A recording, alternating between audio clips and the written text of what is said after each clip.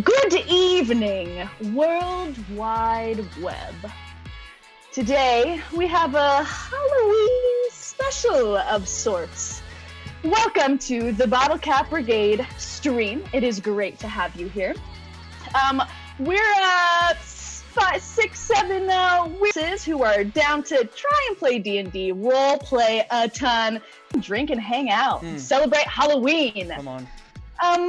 My name is Miranda, and for those who are maybe initiated into our stream, I typically play Jollie Jewel, but tonight I'm the Dungeon Queen. Call me Daddy if you want. It's my first time in DMing, and my mouth has puke in it. It feels like it. I'm nervous, but I'm excited, That's y'all. gross. Fuck excited.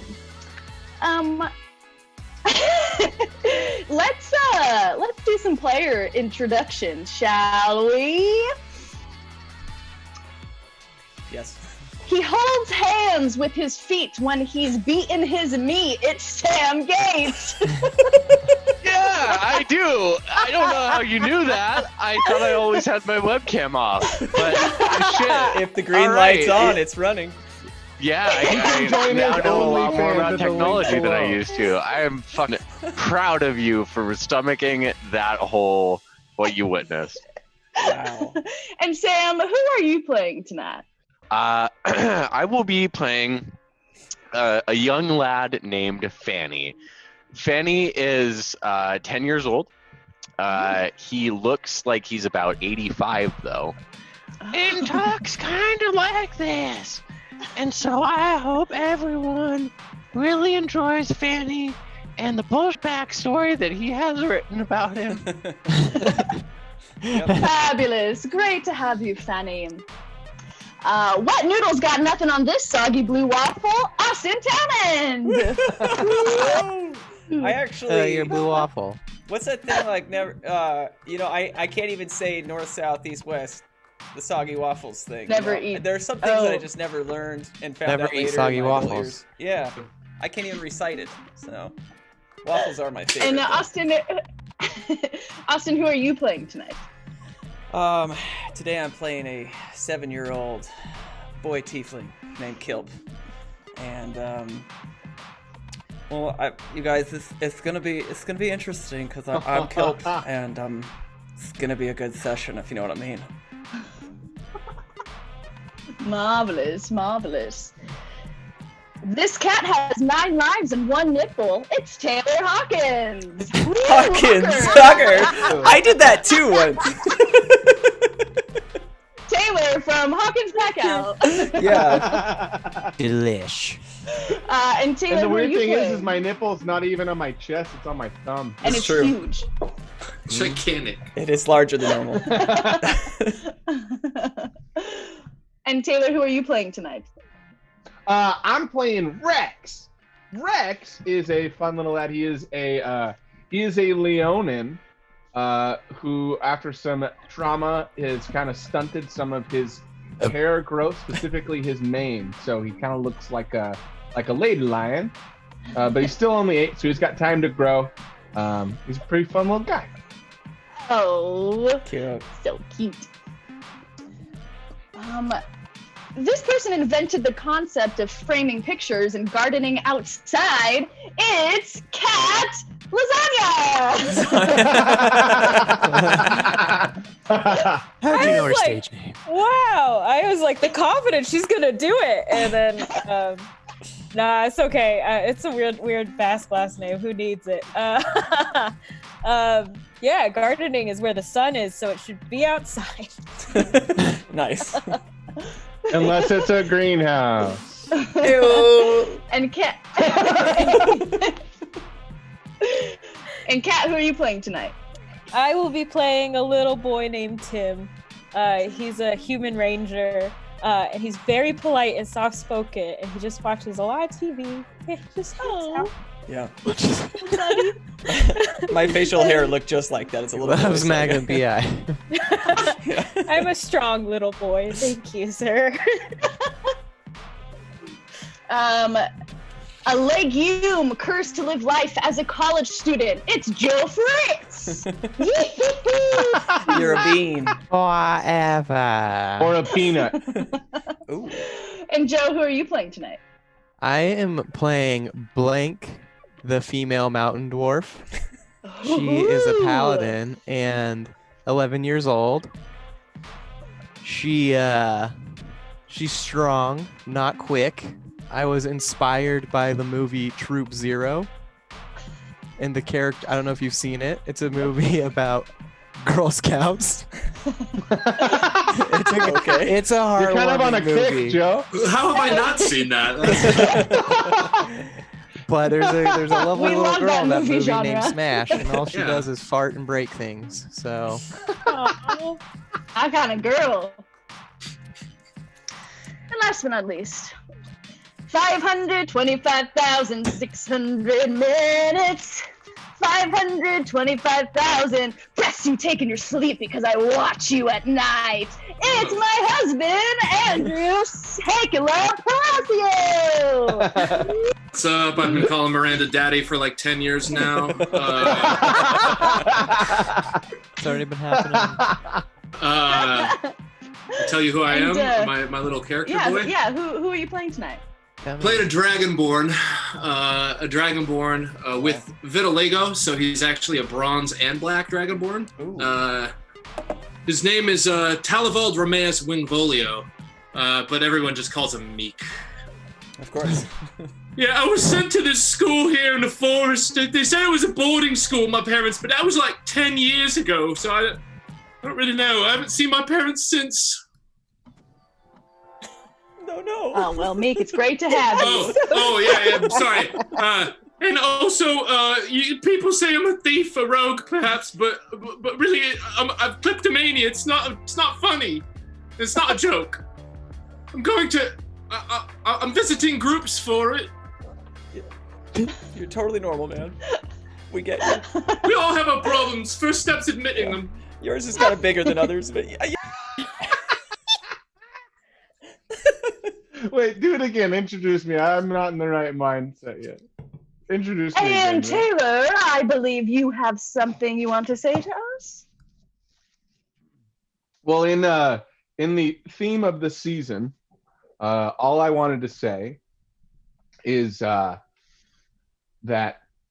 I can tell you why the ocean's near the shore. I could think of things I never thunk before, and then I'd sit and think some more. I could while away the hours, conferring with the flowers, consulting with the rain, and my head would feel nice. Because I'd be buying all the dice, because I've only got a brain. And you would have brains too if you purchased all the dice you need from our wonderful friends at Dice Envy. Go find them at diceenvy.com/the Bottlecap Brigade to help support not only yourselves while you play D&D, but this crazy group of friends that has put together almost 40 sessions now. So, like I said, diceenvy.com/the Bottlecap Brigade, and to get all of your dice needs. Woo! On top of that, for any people who have not viewed one of our streams before, and I think Andrew, just to keep you caught up on everything, I don't know why I looked to my side. Because I'm your right-hand man, son. Right-hand man, son. I gotta get my right-hand man back. So some of the most fun rules about the Bottlecap Brigade D&D sessions are: we not only don't know the rules, make them up as we go, are really bad at playing this game, have a super fun time, and drink a whole lot of stuff. For some it's beer, for some it's not. A piss. Whatever. So some rules for those drinking at home and for those playing. If there is a critical roll of any point or any type, whether that's a natural 1 or a natural 20, that is a social. If you guys remember that from college. If anyone drops their dice, they will say, "Oh, I dropped my dice," and everyone must take a quick little drink. Like I said, if we don't know the rules, if at any point we have to look up rules, that's another drink. Am I missing any, guys? No, I think If you roll the same number as somebody else. Twins. That was a new one. Twinners. Twins. Yeah. We got twinners. Yep. I feel like whoever does Which, that by should the way- drink together. You know what I mean? Like the two twins. Oh yeah, Absolutely. it's Yeah. it's like pick a mate. Yeah. It So is. if you want to roll at home as well, you can roll along with the Bottlecap Brigade, and if you twin up with us, watch that screen, watch that player, and you drink when we drink. Woo, woo, woo. Okay, are you ready for Jollie's Halloween Hoedown one-shot extravaganza? Yeah! Come on. Okay. This is a story, a Halloween story, that takes place at the Oddlings Orphanage. The Oddlings go big on Halloween. A full day of feasts, applesauce wrestling, pumpkin launching, apple bobbies, banjo and fiddle competitions, cauldrons full of candy, and unbridled, rowdy, wildling joy. The most important and final event of this cherished Halloween hoedown is the talent show, where each cabin goes head to head in hopes of being crowned victor.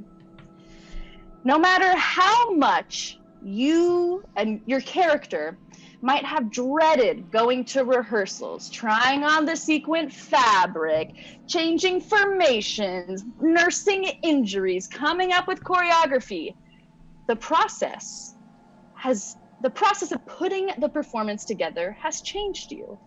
You feel what it means to work as a group and create something out of nothing. You feel proud of yourself, and you feel confident to step on that stage. And god damn it, you want to win. Because not only do you get bragging rights for a whole year until the next hoedown, you and your cabin get the grand prize of Cabin Fever, a weekend retreat in the Burkham Forest in a cabin built by the Joy Clan long time ago. It gets decked out with all the candy, all the toys, all the food you can imagine. And that's what you get for winning the competition.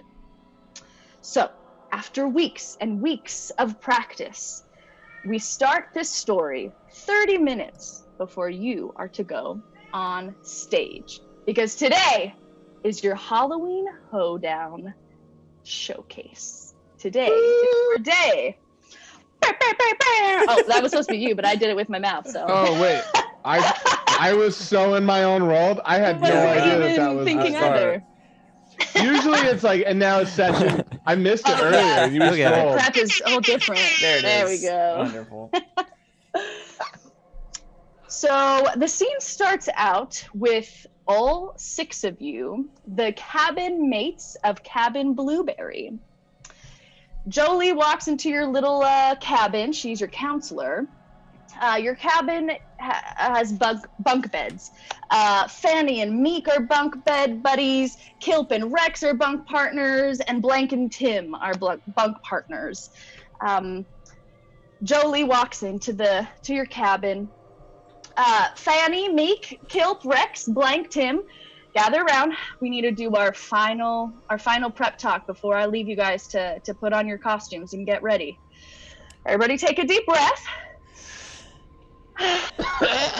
I'm so proud of y'all. I can't wait to see you. Oh my God. How do we all feel? We feel good? Still nervous, a bit nervous. I'm It's feeling okay. great. Good. Jolie, I have one question that I just didn't really. I just wanted to ask you a question.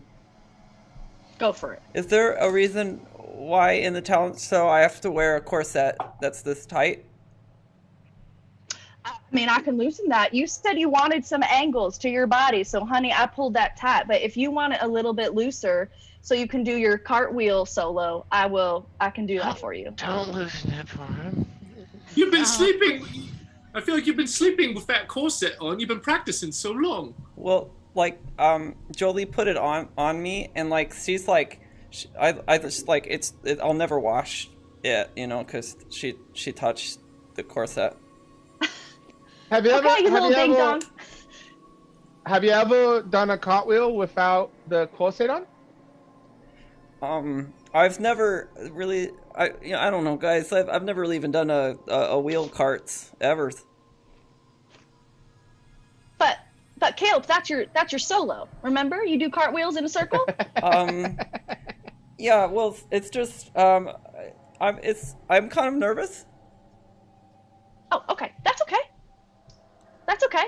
And Rex peed the bed You don't have to be again. nervous. Rex, did you pee and not wash up? He peed the bunks. He peed the bunks. Did it soak through again? We gotta stop putting him on the top. Yeah, I thought you were bottom bunker. Yeah. I like the view from the top, though. Okay, you know what? This is something for another time. We can't be distracted any longer. You guys have 30 minutes to put on your costumes and meet me right outside here, and I'm going to walk your cute little asses to the stage because we're going to win. Do y'all hear me? We're going to win. Okay, I guess. She said, Okay. Okay. Jollie leaves the cabin, leaving you 6 to get ready for your performance. You each got to choose your own costume that you wanted because your theme for your performance was individuality.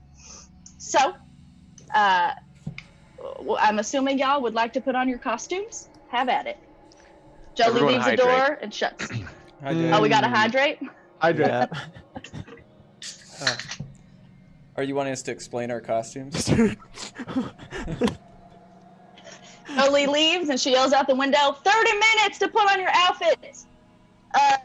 Kilp, loosen the corset a little bit. I'll be right back. I can't. How old are all of you guys? I'm like 8. 11. I'm 7. Okay, I'm imagining I'm I'm like around a good. 9. I'm a good like 6 years older than or like.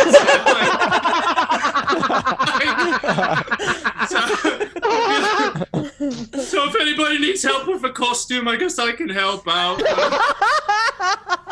Fanny just starts taking off his pants, and underneath he has like tidy whities on, and that's his costume.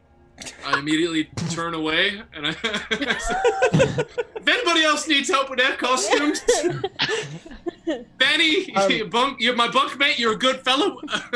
You drink more than anyone I know, but honestly, Fanny, you should put your clothes back on, mate. Takes a lot of milk. I'm only 11, even though I look 60.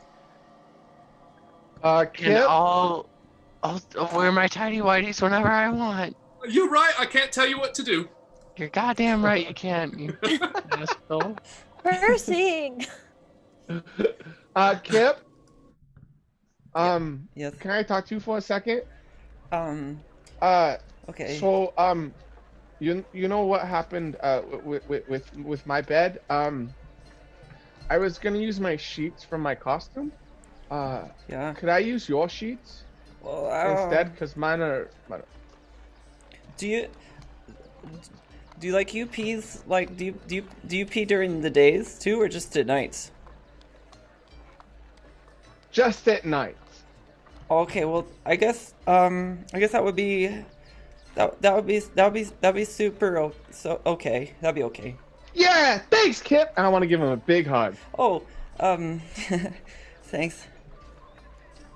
And then Rex is gonna take all of the sheets off of Kip's bed. Like, it's that kid excitement where like reckless abandon, just shit going everywhere, and he just completely demolishes Kip's bed.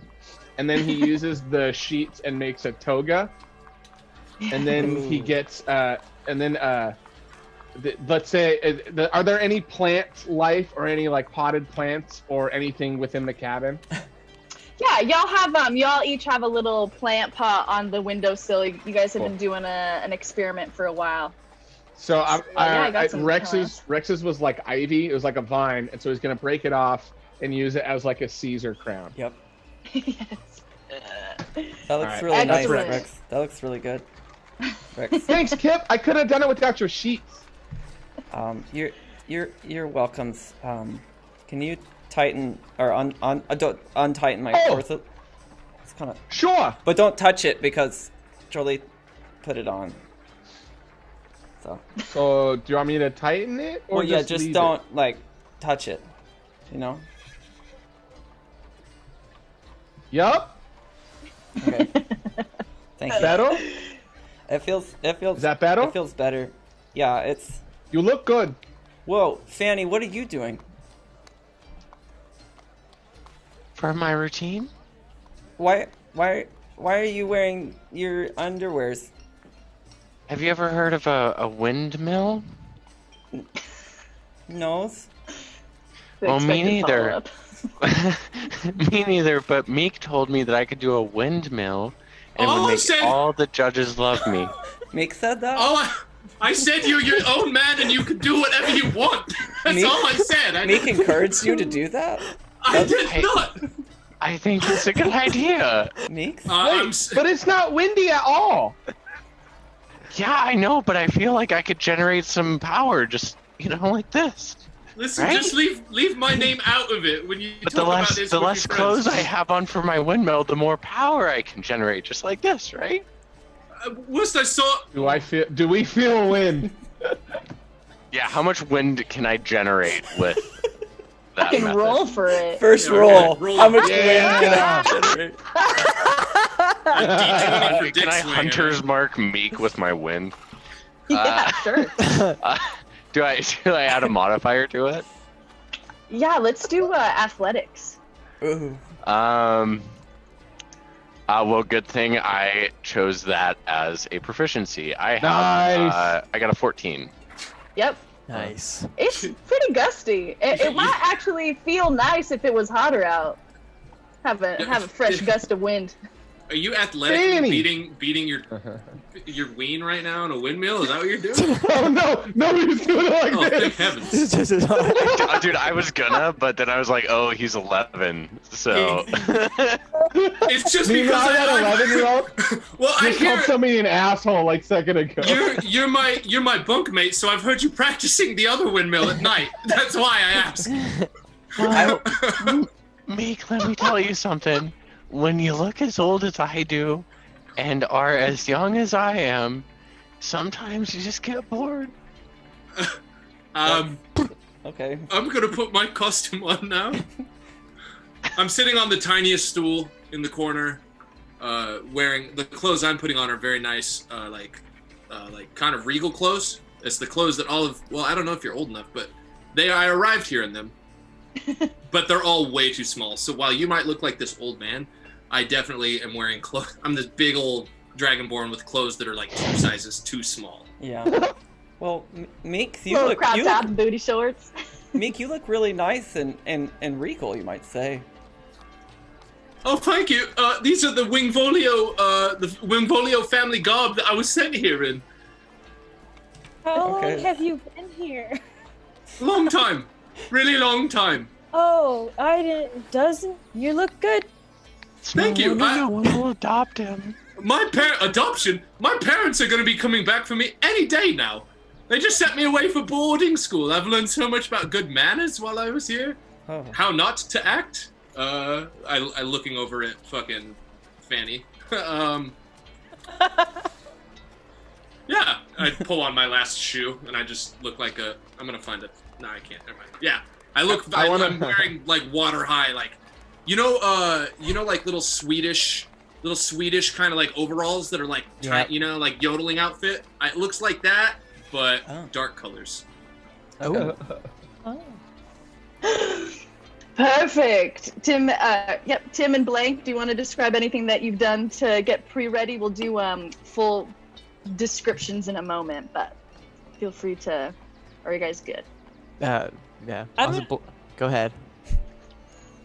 Go ahead, Tom Selleck. Oh no. Oh, Oh no. Well, Blank, It was her time It's to shine. perfect. Okay, she's Oh back. no! you're back. Sorry. Okay. Oh, thank you, computer. Okay. Tim is gonna he's just standing there with his arms kind of fidgety for a second, watching everybody in the room, and then he goes and he puts a little tiny vest on, and a very small glasses, and he's just gonna be like, that would be the most exciting thing I know. I guess I'm an accountant today. I think Tim, that you look really good. It's good. Tim, I like your glasses. Is this optional? can I just bow out now? You have to do it with us. Okay. We need you, Tims. All right. And what if I faint on stage again? Is that gonna be okay? Pretend it's part of your act. Oh, okay. Just lean That makes into sense. it, you know, but not like physically. Don't lean into it. So. All right. You won't be able to because you're passed out, but Okay. you Well, do it. gotta crunch these numbers and be ready for showtime. Okay. Beautiful. Crunch. He's gonna do a jazz hand. Yeah. Just like at everybody. I want to I copy, can but count. I think his claws are gonna show, and it's like, oh shit. Yeah. Well, Tim, did you ever finish my fucking taxes or? Well, it's July, so Tim, your costume is so believable. thank you. Fanny thought you were a will accountant. I mean, you were dressed for the job you want. Meek walks over and dumps a bunch of candy, like just a handful of candy out of his pocket at your feet, and says, "Well, being an accountant and all, you'd have seen that they've gone missing. I've been doing it for a long time. It's a problem. It's like stealing candy from children around here. It's just too easy. I can't stop. I'm sorry. I'm going for the candy the second I see it hit the ground. Rex is going for It belonged to all of you anyway." I'm gonna. I'm just gonna look up at Meek and be like, "Okay." I'm not proud of it. It Okay. just is what it is. Okay. The 30 minutes pass and you get a knock on the door. All right, Cabin Blueberry, are we ready to walk out on the stage for our big debut? it's Jollie, Oh, guys. yes. Yeah. Yes, It's probably rolling. Oh my god. I'm ready. Okay, I Jollie, think bust we're open the ready. door. Yeah. All right, y'all, come out here. Do you think my parents are gonna be there in the crowd, Jollie? You know, Meek, probably not, if I'm gonna be honest with you. It's Halloween, and we just have too much fun to have parents around here, you know? Right, next time then. We'll talk about it again next year. Meeks, All right. I think that it's likely that even if they aren't there, that the whole crowd, you'll like steal their hearts, you know? Hey, I was Mr. Meek, our parents have never been here, and we have fun every year. well, you know, I'm sure we've seen kids leave with parents multiple times. Your parents are gonna come get you, I think. Just like mine are gonna come back for me. They're not coming for you, Meek. It's okay though. You shut your dirty fucking mouth. You interrupt. Y'all, today is Halloween. I know we got some trauma buried deep down inside, and we're gonna continue to work through that in our sharing circles. But right now, it's about performance. It's about your costumes. It's about showing these folks how good your high kicks and pivot turns and ripples and Cartwheels. ribbon dancing is. And your cartwheels. Yeah. Okay. Are we ready to walk over to the stage? I don't. I'm ready. Blank, can you put some clothes on or something? Oh, sorry, I'll go. Yeah, really quick. Okay. And What were you Blank. doing that whole time? Blank pulls a big gray t-shirt out of the back of her underwear and just pulls it on and like goes down to her knees. Oh. And then just kind of goes and grabs the nearest stool and just holds it. I'm ready to go. Let's do this. Okay. All right. So Jollie has y'all line up in single file, and we walk our way to the center of the Oddlings Orphanage campus. The Oddlings Orphanage is kind of built out in like the center in the middle is like an open field. It's where they have the fun activities, the sports, and then around that center circle is the housing for like the counselors, the teacher, and then on the outer circle is all the cabins. There's 12 different cabins, named all sorts of things, but y'all are cabin Blueberry. You walk up to the stage and the big show begins, and you see Cabin Radish. They all dress like vampires, and they act out a scene from Macbethany. And Cabin Rubberfoot has been working on a science experiment, designing the stars and making all these fun legends and stories. And then there's Cabin Robin who that cabin is really good at singing. Their melodies are amazing. And then there's Captain Poodle Pants, and they are really good costume designers. And Cabin Poodle Pants is y'all's biggest competition. I fucking hate them. They're the worst. They're the what? Agreed. They always wear Hey, pants. hey, we're gonna be encouraging, kids. We're gonna be encouraging. Okay, No, Jollie. fuck them. Whatever you say, Jollie. So I'll do y'all, y'all see all of these different cabins. There you go. Yeah. We can stool. pump it up. that. Smash that. You guys watch all the performances happen, and you're starting to feel confident. Cabin Poodle Pants, they take the stage. Their costumes are huge and enormous, and they light up, and there's sparkles, and they put on quite a fashion show. But something kind of feels like it's missing. There's not that fun surprise element that you guys have. The lead counselor of Oddling's orphanage takes the stage. All right, everybody. I know we've been pretty excited about Cabin Blueberry. We heard Jolie's fire remix to some of our favorite songs are in this track. So we've been pretty pumped. Well, welcome to the stage, Cabin Blueberry. We got Fanny, Meek, Kilp, Rex, Blank, and Tim. Please take the stage. Oh, no. And y'all take the stage to your first formation. Okay. Jollie kind of sends like a little with thaumaturgy. Good luck. I love you guys so much. Kick ass. Love you too. In their ear. I just kind of elbow Rex. I'm like, did you guys hear that? She loves me. She's my mom. Oh no. Yeah. Okay, Cabin Blueberry. It's time to crush it. That's And he right. just starts windmilling. Yeah. Perfect. The cue you guys have been working on to start the routine.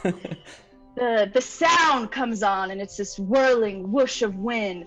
Boom! A spotlight comes down right on Fanny. Fanny, what do you look like, and what costume are you wearing right now? So right now, Fanny is an 11-year-old boy that looks like a 60-year-old man. Imagine Tack, but a human. Stoked, no mustache, just wrinkly as hell. In nothing but tighty whities. Windmilling his arms as fast as humanly possible. As soon as your spotlight goes on, you see little oddlings in the front get really excited and kind of start spinning their arms too. They've been watching you in the middle of the field practice this move, and it's been pretty popular for the youngins. I kind of stop and just like flip some of them off and keep on going. And The music starts to build a little bit of rhythm starts in the back.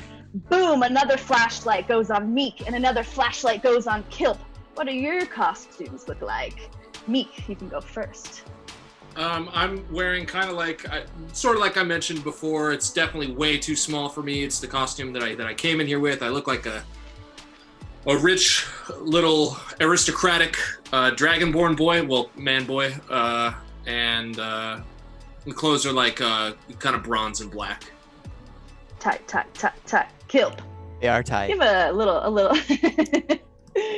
What else is on your person aside from your tight corset? Yeah, I mean, I'm kind of expressing my feminine side. Hell yeah. I would say in every way, I'm queen and hard right now. Like, I look good.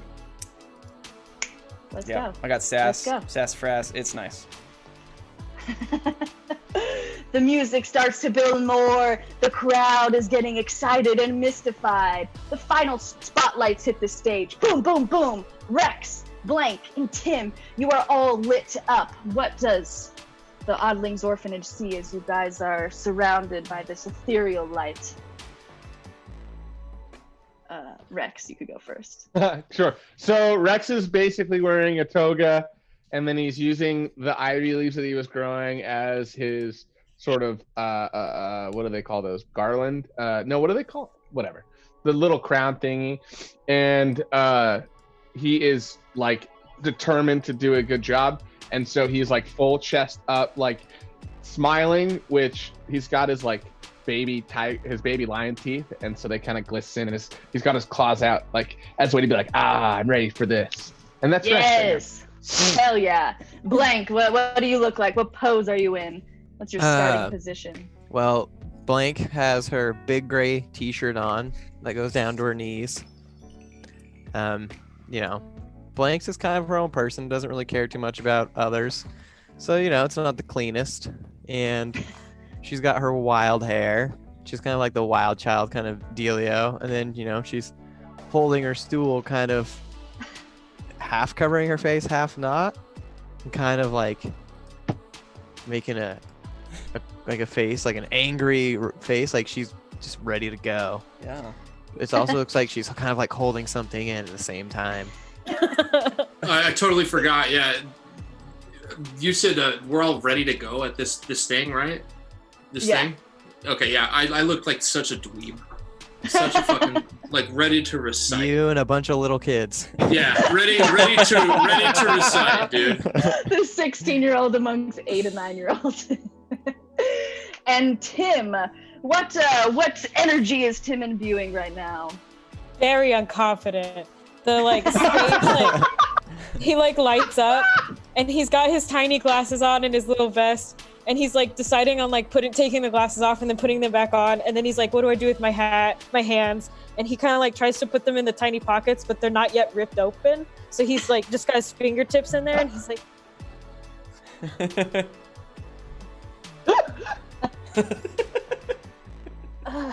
That's so awesome. I love it. Cry. Just like doesn't. That is so awesome. The crowd goes wild. Finally, this moment for Cabin Blueberry, the stage, the lighting, it all happens. Boom. The music subsides, and you start to hear tap, tap, tap, tap, tap, tap, tap, tap, tap, tap, tap, tap, tap, tap. Fanny begins her tap dance solo in the beginning. The rhythm so precise, the beat so even and clean. Then Meek join in with their tapping as well. Tap, tap, tap, tap, tap, tap, tap, tap, tap, tap, tap, tap, tap. Then finally, the final three, Rex, Blank, Tim, y'all all finish out the tap solo. Everybody roll a performance check right now for unity and cleanliness. Uh-oh. Meek, don't fuck this up. Unity! I swear to God. When you die. Oh. Think of it as like a river dance section right now. Oh. Okay. Oh God. Okay, Fanny got a 5. Kilp also got a 5. Okay. Drink. Blank got a 14. Lex got an 11. Okay. I got Meek, what did you get? well, no, I actually be a 7. So. Blank, what did you get? 14. 14. Okay. And Tim, what did you get? I got an 8. An 8. Okay, so to the audience, they think y'all are great. They've never seen this type of tap dancing fusion river dance before. It's magical. But to Jollie, she could see that Rex and Blank, they're following the beats, but somehow Fanny, Meek, Kilp, and Tim all started on the wrong foot, and the rhythm sounds off. But you guys are smiling the whole time. Your nerves coming through your face. You guys are keeping it together. The crowd is still getting super stoked. The music calms down and grows back to this classical sounding piano riff. And Meek and Kilp, this is your duo. You guys have been practicing the art of ribbon dancing. Everybody else from Cabin Blueberry, they scuttle back to the edge of the stage, and then it is just Meek and Kilp to do their river dancing duo. Roll me another performance check. Thanks for making this really hard music-wise. I'm like, piano music. I forget how he plays music.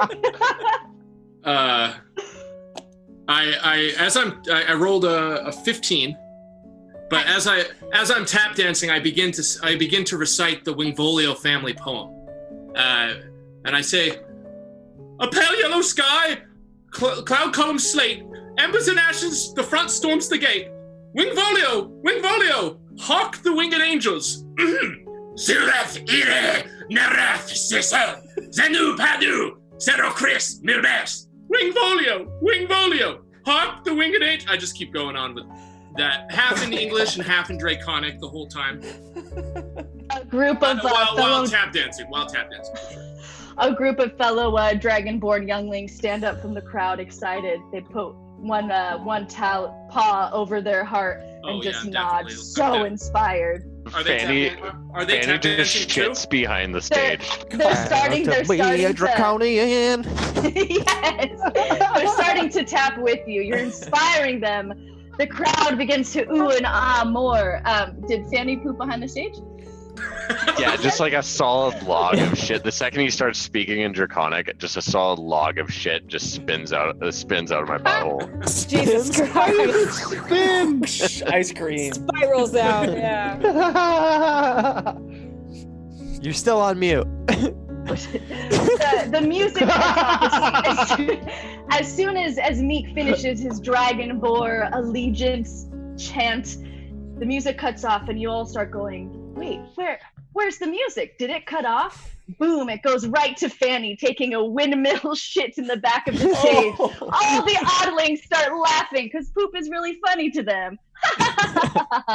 And then the poop starts to grow and grow and grow and grow bigger until boom, it explodes into candy and all the children cheer. Little did they know this was all part of the act. The music comes back again, everybody eating candy and rejoicing. Eating candy. Ate his candy. Everybody's eating I got shit. $1 says they were all. I got $1 says they were all milk duds. Charleston chews, really. Tootsie Rolls. Tim, Blank, and Rex, your performance, it weighs on you. The final trick is a lift of sorts, where Tim is going to lift up Blank, and Blank is going to lift up Rex. Give me a performance check. You guys have been working out your muscles for 6 weeks to all lift each other up. A lot of falls, but hey, Jollie's a cleric, so healed a lot of your broken bones. Do we need to roll in order? Yes, actually, that's a good idea. Okay. I'm the president of Roll and Order. Okay. Tim, you roll first for stability. You can do Produced by Dick Wolf. strength or dex, whatever. Ooh, it's not gonna be good, that's for sure. Ha, tamale. Okay.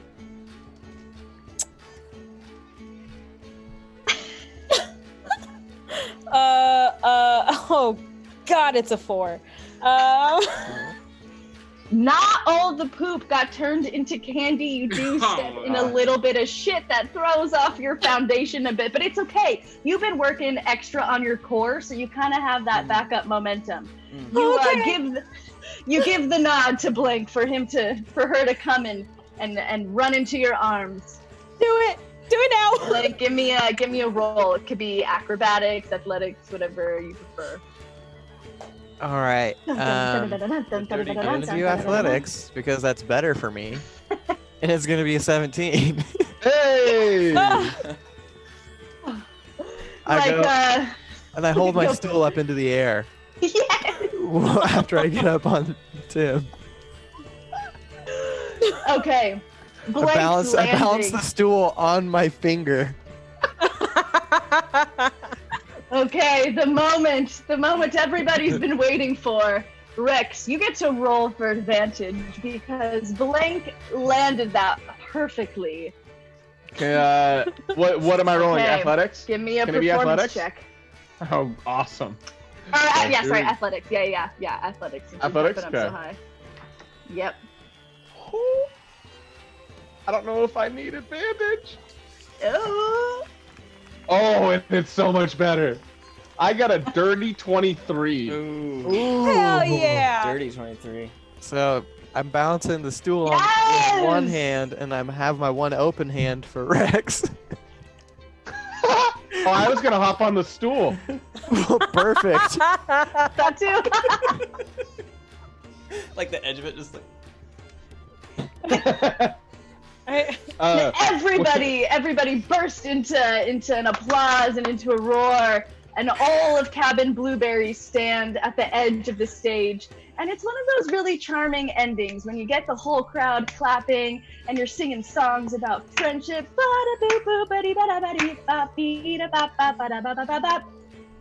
And then you complete it.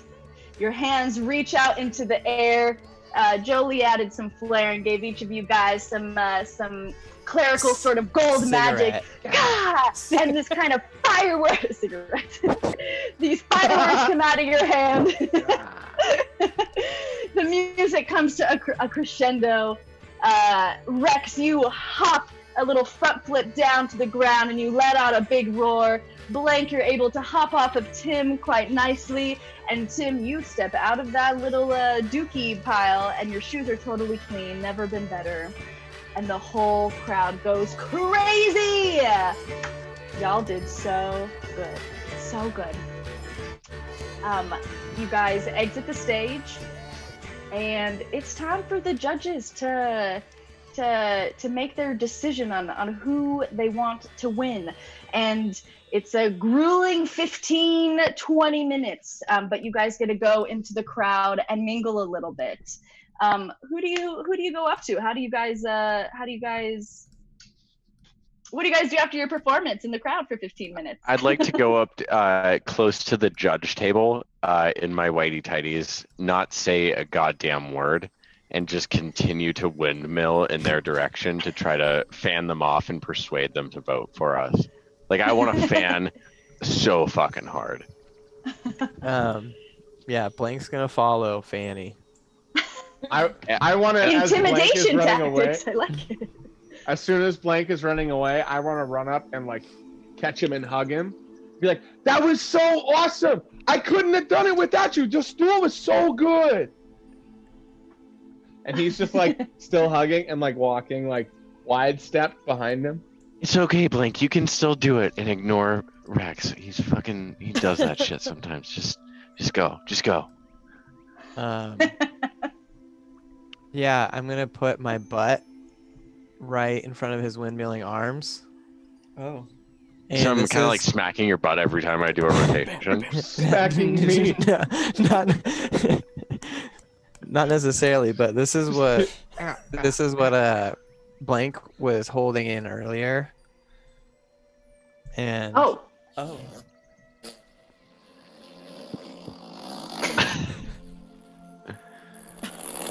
And as I hear him start to fart, I point it back towards the rival camp that we hate. If they're in the, are they in the crowd? What was the Poodle puddle? pants. What was Poodle pants. poodle Yeah, can I pants? point it towards the poodle pants? Sure. Just Why like, don't die, you make fuckers, die. So Perfect. I'm pretty sure Rex is still like hugging Blank's back as you farted, by the way. Because he was still holding on and falling. Yeah. Yeah, you get heated up by that one, huh? Nice and warm. Came at me guns hot, bro. I ate a lot of ketchup and onions. Lava spray, I dude. fucking love that ketchup fart. That's not like those milk duds from earlier.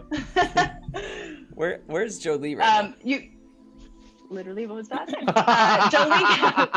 Jollie comes sprinting into the crowd. Where's my Cabin Blueberries? Cabin Blueberries! And she sees Blank and Fanny in front of the judges. Oh my gosh. Okay. And Jollie's gonna walk over to y'all. Hey, let's not intimidate the judges. We don't want to have this affect our chances of winning. Come over here, Fanny and Blank and Rex. I want to point the Tim fart needing at. help? I want to fart point the fart at Jollie. God. I want to fart the part. Whoa. Want to fart the seas. Okay. As Fanny, I tackle Fanny. Out of joy or just for fun? No, in a fit of rage. Okay, can I see it coming? Why don't you roll a perception check?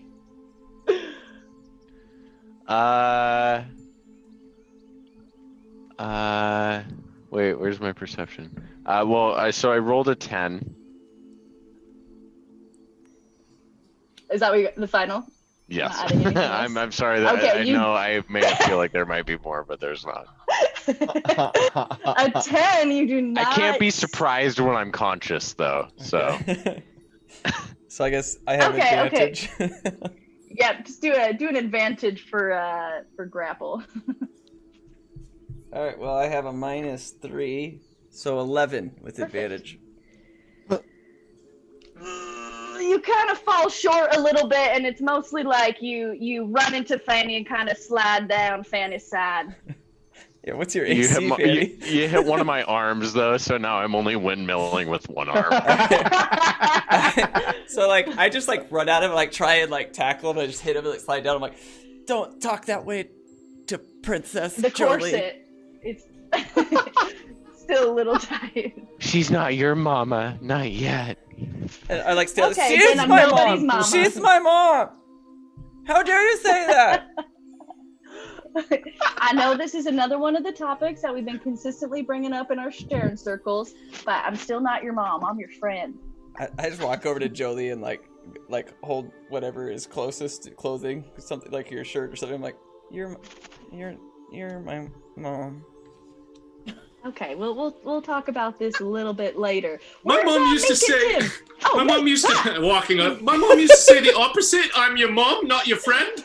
But now she's not even my mom anymore either, so I don't know what to do.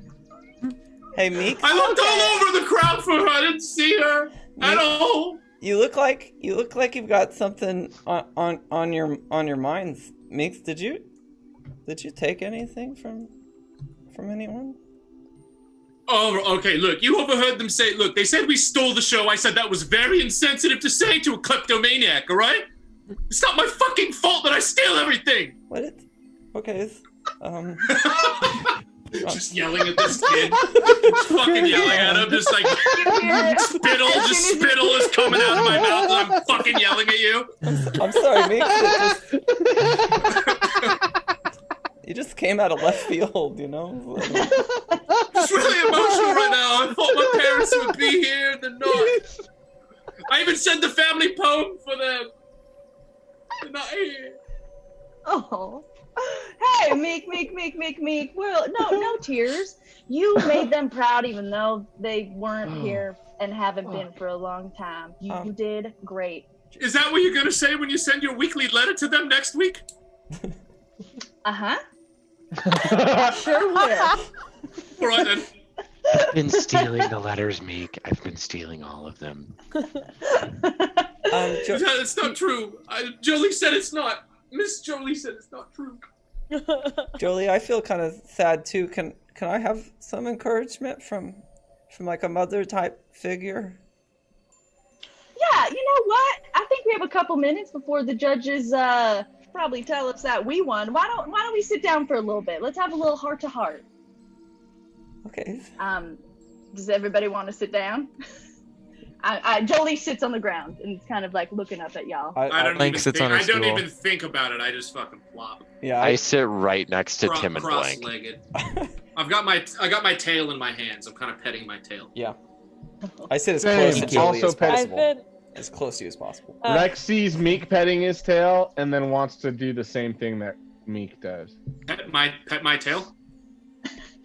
No, I want to pet my Oh, tail okay. like in the exact same way that you're petting your tail. All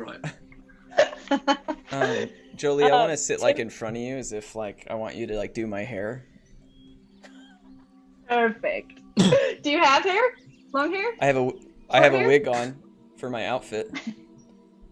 Okay. What does it look like?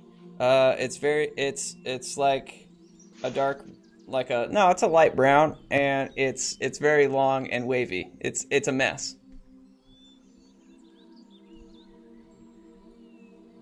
Beautiful, beautiful. All right, Kilp, I'll do your braids real quick. What's Tim You doing? want pigtails again? Yes, I do. Please. Tim, are you working on your spreadsheets again? Yeah, I'm trying to hold like a flashlight in my mouth, like and like not be a part of the whole circle the whole time. Thank you for not reenacting that. Like, there's no way that Yeah.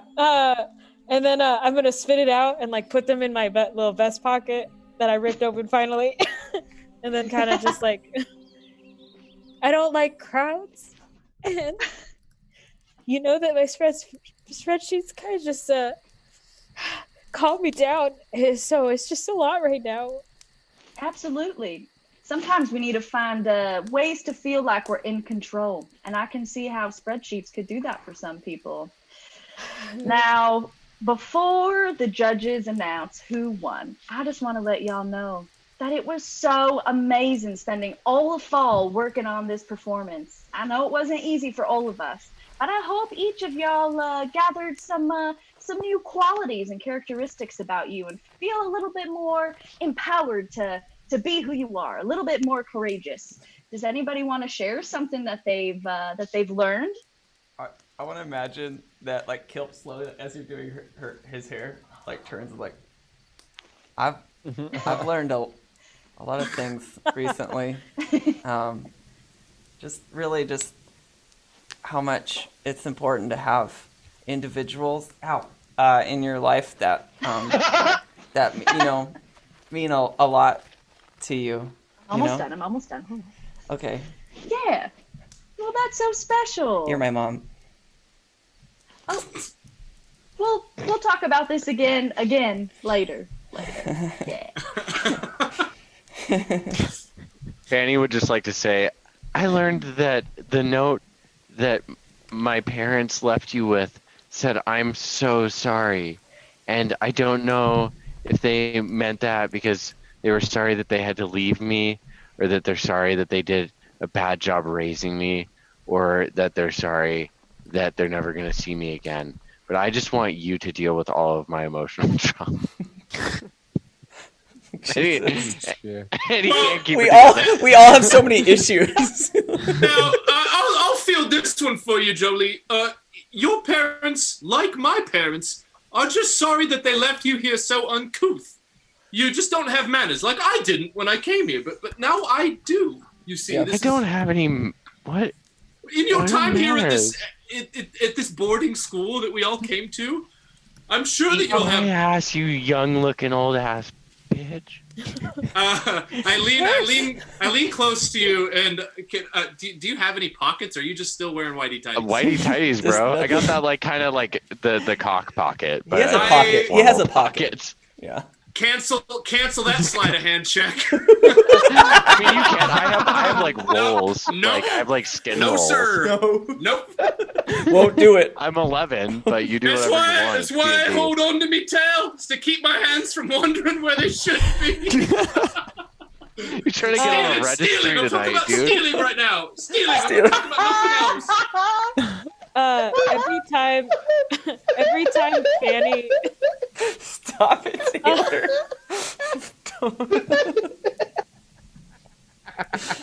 Sorry, it's over. He needs a minute. Go ahead, just continue. I start fucking chewing on my tail at this point. Please, I love it. Every time Fanny Still curses. laughing. I'm still laughing at the fact that Meek was like, I stole the show. I can't even help. It's a disease. Kleptomania's a disease. It's not my fault. Oh my Mania. god. Holy shit. That's awesome. I'm sorry, Tim. I think Tim, were you saying something? Oh, I'm just keeping a spreadsheet on how many times Fanny curses so they could put a dollar in the swear jar. I'll take $1 and stick it up your poop hole, Tim. I look at Jollie Okay. to see if that counts. I immediately put like $5 out of my pocket and just drop it at your feet. You gotta stop keeping track of these things, please. Okay, this should do a substantial amount to your debt. Thank you, Meek. Mr. Meek. And then I just put it in my pocket. Tim, I appreciate your sense of mathematical ingenuity, but I want you to know you can take it and shove it up your pooper. I look at Jollie again. I just want to clarify pooper is a curse word if it's meant with intent for violence. Say that counts, yeah. Okay. We can count that one. Thank you so much. Jollie, you just look over at Kilp and you just see him. He's like, Well, look, your braids are done. Why don't you sit on the other side of the circle away from me for just a little bit?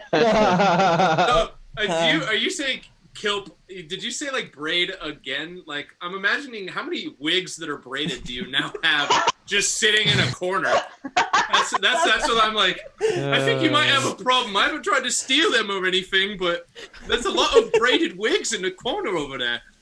It's kind of the best, and Kilp leads into you. It's the best way that my mom Jollie will talk to. She'll braid my hair, so I don't really like wearing wigs, but she man, quality time, you know. I put my hand on on your shoulder there, Kilp, and simultaneously try to steal something from you and say, also, I would do anything to talk to my mother again. Do you have pockets? Do you have anything with pockets? Yeah, do you have I anything do. in your pockets? I'm rolling a perception check. It's the only thing I'm good at. Yeah, versus sleight of hand. I'll do a sleight of hand here. I got a dirty 21. I got a not that. Well, hold on. Here we go.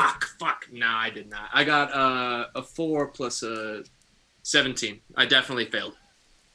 Okay, Ooh, so dang. you're going to steal from me right now? Yeah, if you got candy in your pockets or anything, yeah, I'm definitely trying to steal from you. Okay. I mean, you can tell me what happens here, Jollie, but I'd like to grab his hand and then and then blackmail him. Dang, what does that mean? Okay, well, I just like as you're in there, like you're in my pocket, and you like get a handful of candy, and you also find this nice ring that I stole from Jollie like a couple years ago, and as you hold all that stuff, I like grab your arm, like, I won't tell anyone that you steal, and you steal from me if you make sure and help me and make sure that Jollie loves me and becomes my mom. Well, I think half of that's true, and I really do think she loves you, but yeah, of course. Yeah, I'll do anything. Yeah, of course. Give me all your shit. Okay, great. That sounds awesome. I reach out. Well, I'm okay. 7. I reach out. I'm a 7-year-old. All right, then. That was actually it was a lot harder to steal from you that time because you're wearing a different an outfit than you normally do. It's because I just turned 7. I'm smarter and bigger and stronger and more loved by my mom. Yeah, that's probably true. I sulk away. Damn, so brutal for you. Oh my god, Blanks, what are you doing? Blanks is just sitting in the circle watching all this go down, kind of like, he's always watching. What are we gonna? oh, I just did tax voice. I thought that was weird. I wasn't sure. What are we gonna do next? Scooby-Dooby-Doo. You hear? Yeah. I was gonna say, have you said a full sentence yet, Blink? I need to know exactly how you articulate at this point. Through Pretty fire. on par for Jeff. Actually, let butthole. me just go. Hi, Blake. By the way, where did you say you're from again? Originally? Well, I've been here a long time. My parents dropped me off when I was a baby. So Me too. Where dwarfs come from? Oh, I think it's the Canada. dwarf stuff. I think it's Canada. it's the mountains of Canada. Canada. I hear they're all really nice, extremely nice. Yeah, it's All right, south, you- it's south of Kalak. You hear one of the other camp counselors get up on the stage and exclaim, "The time has come to announce the winners of the Halloween Hoedown talent show. These winners, as we all know, get the coveted prize of Cabin Fever, a weekend retreat where you can eat as much candy and food and play with toys as you want with your cabin mates. With my mom. 2 days of fun. I go, mates, as they're talking. Now, Oddlings, drum roll, please. Everybody in the Oddlings Orphanage, drum roll, drum roll, drum roll. And the winners are Cabin Blueberry! Oh, yay! I've never felt better. And one of the higher up camp counselors, they kind of cast blink on all you and immediately transport you guys to the front of the stage where you see in front of you all the Oddlings just losing their shit. They were so inspired by y'all's performance. There's one little half cat kid that just rips off his shirt. Yeah! Oh my god. The kid who just like psychotically starts like running around picking up pumpkins and just throwing them at kids. One kid picks up a whole jar of applesauce and just starts dumping it all over their faces. Yeah! Everybody is just so excited. And I absolutely don't see my parents out there, you're sure? Okay, alright, just making sure. You never know. My computer froze. Uh-oh. Oh, no. Oh, but I love, that's the face I married right there. There Yes. it is. Oh, Everybody's Hey. I'm back. Beautiful, beautiful. So everybody's super excited. All the Oddlings and orphans, they're all running around you guys. You guys are like the celebrities for a little bit. Everybody's following you to your cabin, and they're giving you high fives. You killed it! You guys are amazing! I can't wait to listen to Jollie's entire remix over and over and over and over again. And all the Oddlings are like peeking into your guys' cabin as you're back in your room and you're packing for a weekend at Cabin Fever. What do you guys bring with you for this 2-night stay? Wow.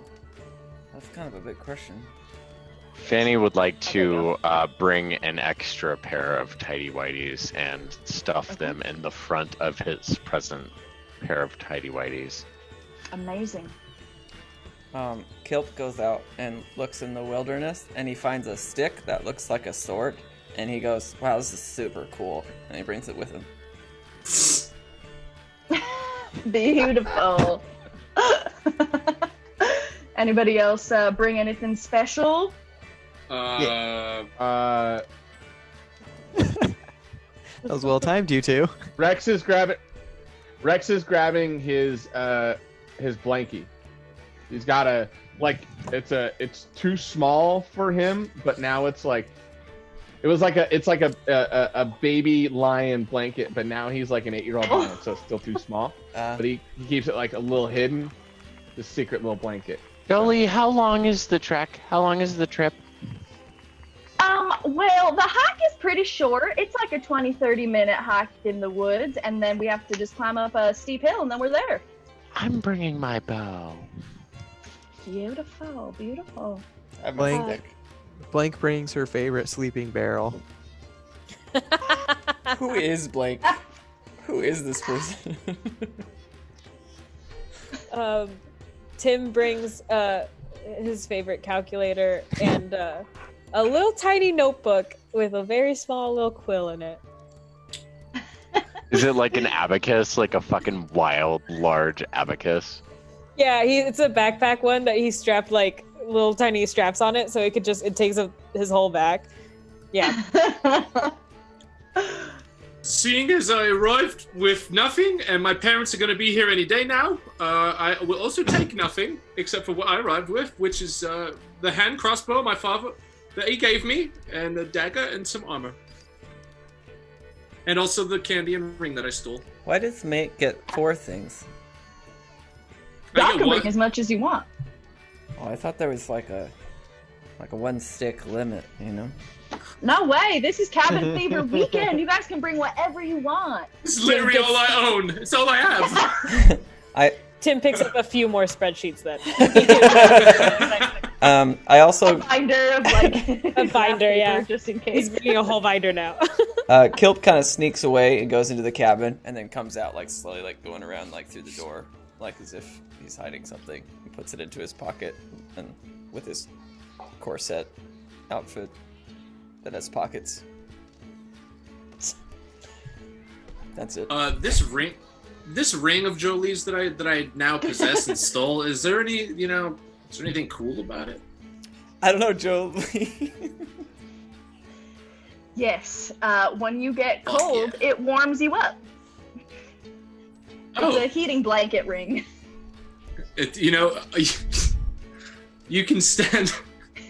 You can stand behind blank and achieve the same effect. It's the same thing. Right.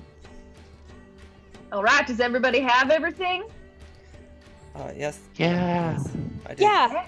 I do, Jolie. Okay, y'all. Single file line. Okay, You're y'all. gonna leave the Oddlings Orphanage and go to Cabin Fever. Woo! I'd like to jump on Blank's back and ride Blank. Let's go. And I start running really fast. You guys begin. Everybody, our little cabin Blueberry exits the premise of Oddlings Orphanage, and we enter into the forest. And that's where we'll take a break. Oh. We will be right back. Yeah. Okay. Do we say anything else before we go to break? Whatever you Smell want. you later. Smell you I'm later. realizing I don't. I don't. That's Go okay. subscribe to us wherever you're watching if you haven't already, and also go to our YouTube.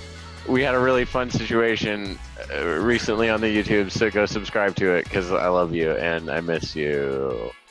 All right, bye.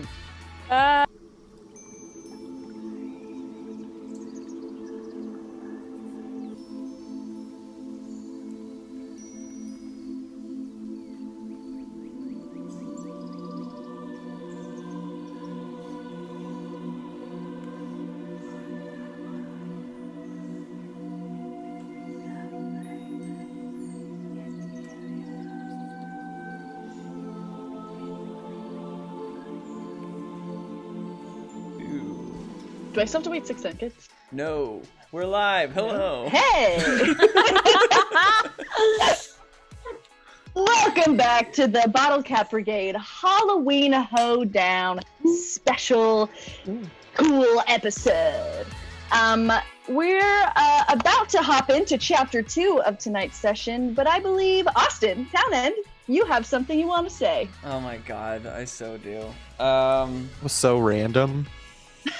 I didn't Yeah, see I that coming. totally picked it as randomly. Hats off to you, not presently deceased. You're the very best.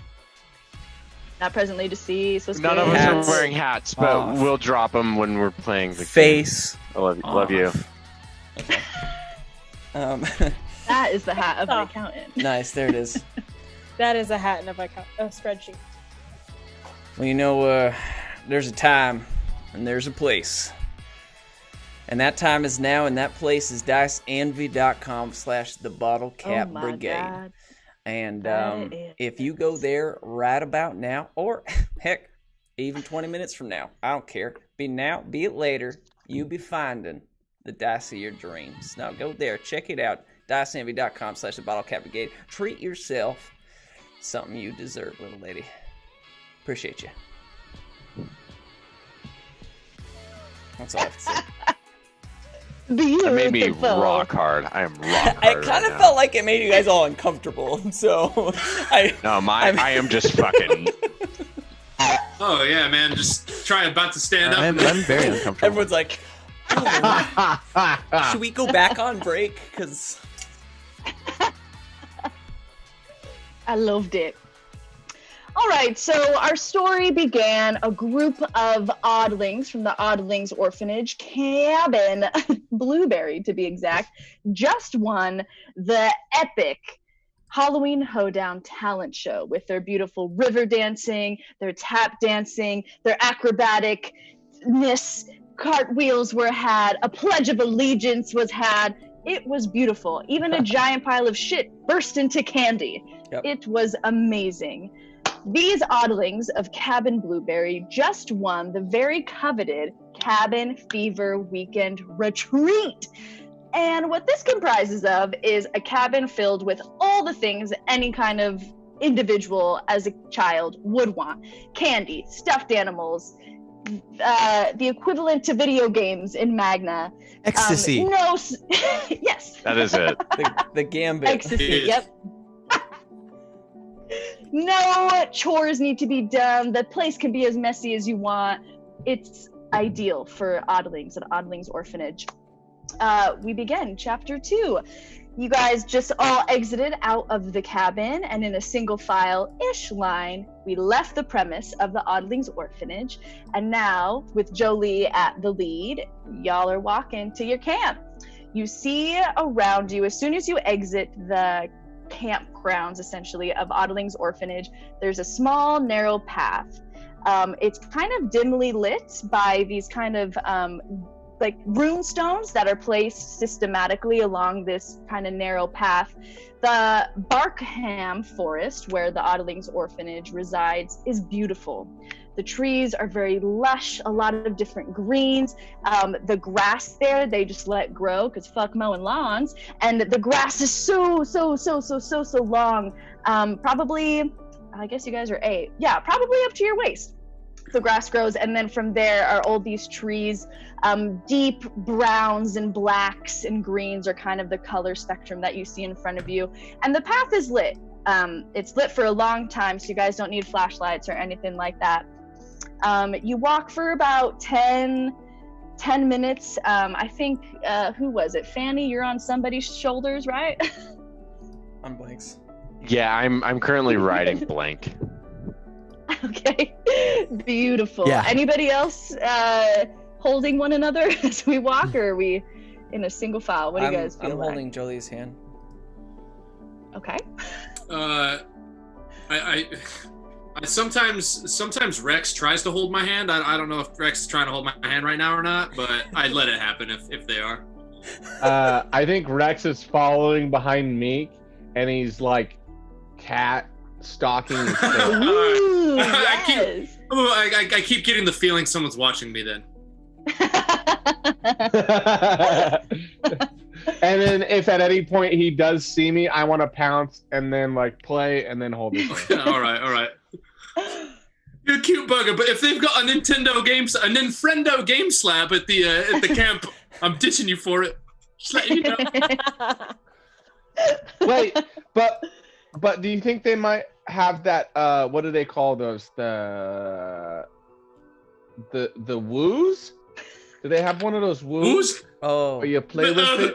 The court wizard only let me play with the game slab, and it was just like this. But it's got 2 rocks that disattached from the sides. You can play with them.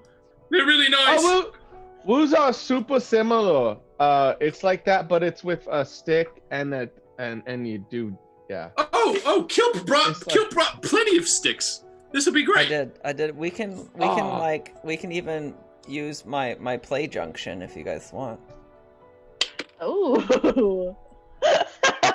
The only time I've ever heard about anybody playing with junk is when Count Counselor Dave was talking to Camp Counselor Jenny, but he was just asking about it. What does that mean, Meek? You don't want to know. As the oldest of us, Meek, can you explain it? I thought I could have sworn Blank was older than me. Oh. We're like way off up the just running around. Joe's just like, fuck this conversation. Blank like does look or what? old. No, because dwarves, they get hairy early. Well, and I look like I'm like 60. So we look. And Fanny's on top of Blank's shoulders. So In my just big gray picture that. t-shirt, carrying my sleeping barrel, and I'm just kind of just like running around. Smashing things. I am fucking loving it, by the way. I am like, fuck it. But Blank does Wide hear open this. spaces make for better windmills. That's what I always say, Fanny. Oh God, Jollie, you have no fucking idea how good this feels right now. I'm not that old. I like tug on only have Jolie's tidy whities hand. on. It's And only I tidy do a whities. fake kickflip. How does one go about? You know what? Roll for that. Do an acrobatics check. If you roll, did you say a fake flip? Fake kickflip. Don't worry, I got this. It's one of these. Fake right here. kickflip. Yeah, come on, here it is. Let's see it. Oh, wow. Yeah, dude. Dude, I want to exactly stay what I on do. his back while he does it, or on her back. While Okay, he does That it. was if you roll, perfect. Yeah. if you roll under a 10, it's totally a real kickflip. If you roll above a 10, it's definitely fake. Oh. It was fake. It was real. I mean, Oh, so real. See, Blank, I told you, when you just bend your knees a little bit lower and keep your legs parallel and really use your feet to push off, your kickflip is beautiful. Look at those pointed toes. I'm surprised you could see my toes through all the hair. I know a pointed toe when I see one. Thanks, We Mom. continue. Oh, that's number 2 tonight. You know, we really got to break this mom nickname going on. What do you mean? We continue Thanks, to Dad. walk. I can maybe go with Dad. No, Jollie, I really think I give a wink over to Kilp. You like a mother figure to these young oddlings, self included, especially Kilp. And maybe perhaps you should embrace that role, you know what I mean? Well, I know that I am a caretaker, a guardian, but I am not anybody's mother. I don't have any kids of my own. So that's the difference. But I sure do love group hugs, and I pull everybody in for a big group hug. Yeah, I definitely get right in the center of that hug. Like, I'm closest to you. Oh my God. Tim doesn't know where to put his face because it's like everybody's like. He's I would You're like holding to. a mug of coffee. yeah. I would like to have like this little rolled note kind of sticking halfway out of my pocket that I kind of like make sure that Meek sees. Oh, I steal it immediately. yes. Can I? What can I read it? Do I read it quick? Clandestinely read this thing? Do it. Yeah, what's it say? Yeah, I just like scribbled down. You gotta do better. That's how you read it. And He's then a inside, fucking prick. All right. inside is like a Roll little it back candy. It's like a little candy. Oh. Right.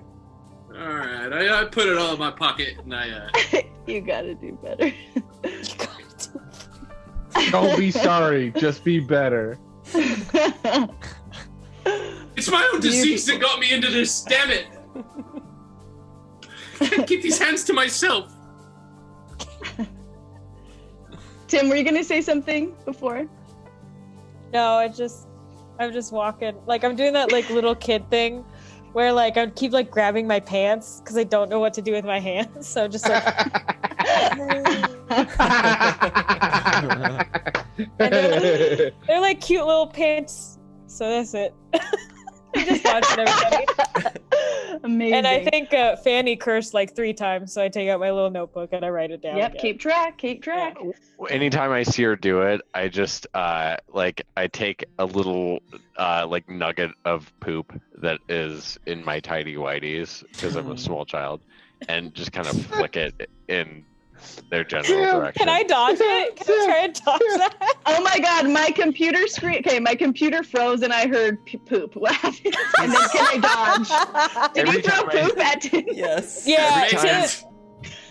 Yeah, every time I see Tim writing down one of my swears in the swear jar, I take a little nugget of poop and flick it at them. Oh, And I want to know if I can dodge it. My big old binder. We suck. I'm so sorry, Taylor.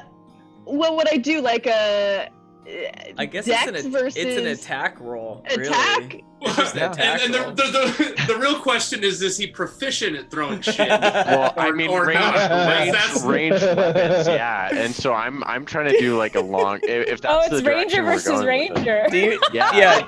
Shit. Do you see how Sam like has to clarify? He's like, well, since I'm actually pretty good at this. Yeah, I mean, Alright. I've been throwing shit since I was like fucking 2 years old, bro.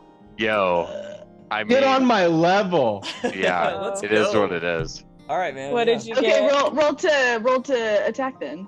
Okay. I'm so popular. Just have poop, baby.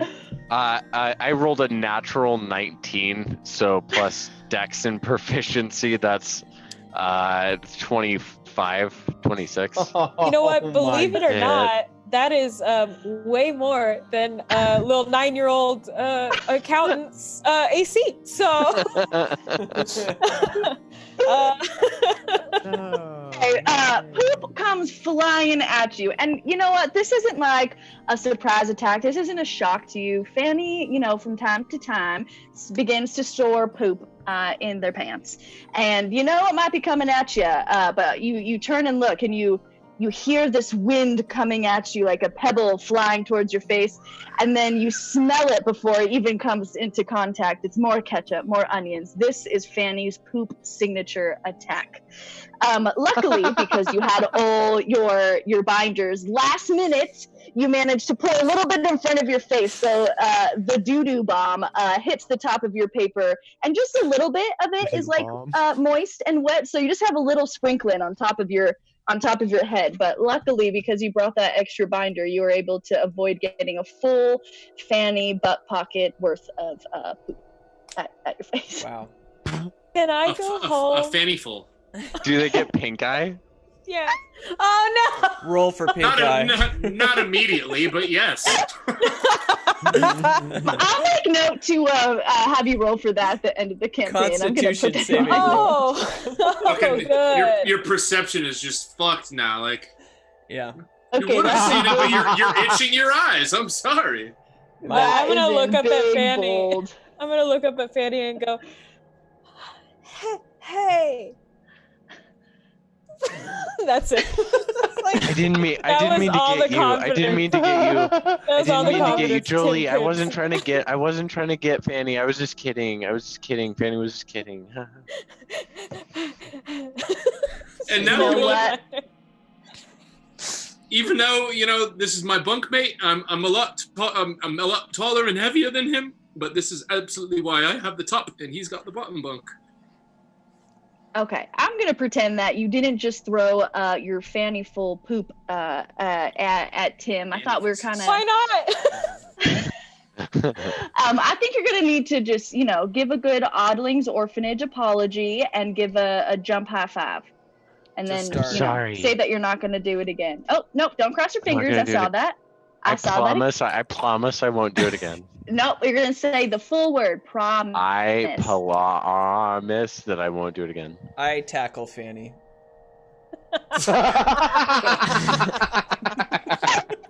Okay, this is always what happens to my Fanny- precious little blueberry. Why No, do you want don't to forget. see it coming? If you hadn't brought Fanny it has up, been on my back this whole time, getting poop out and flicking it from Like- on top of my back. So you tackle me and Fanny. Yeah, do we get to do we get to cooperate against getting tackled?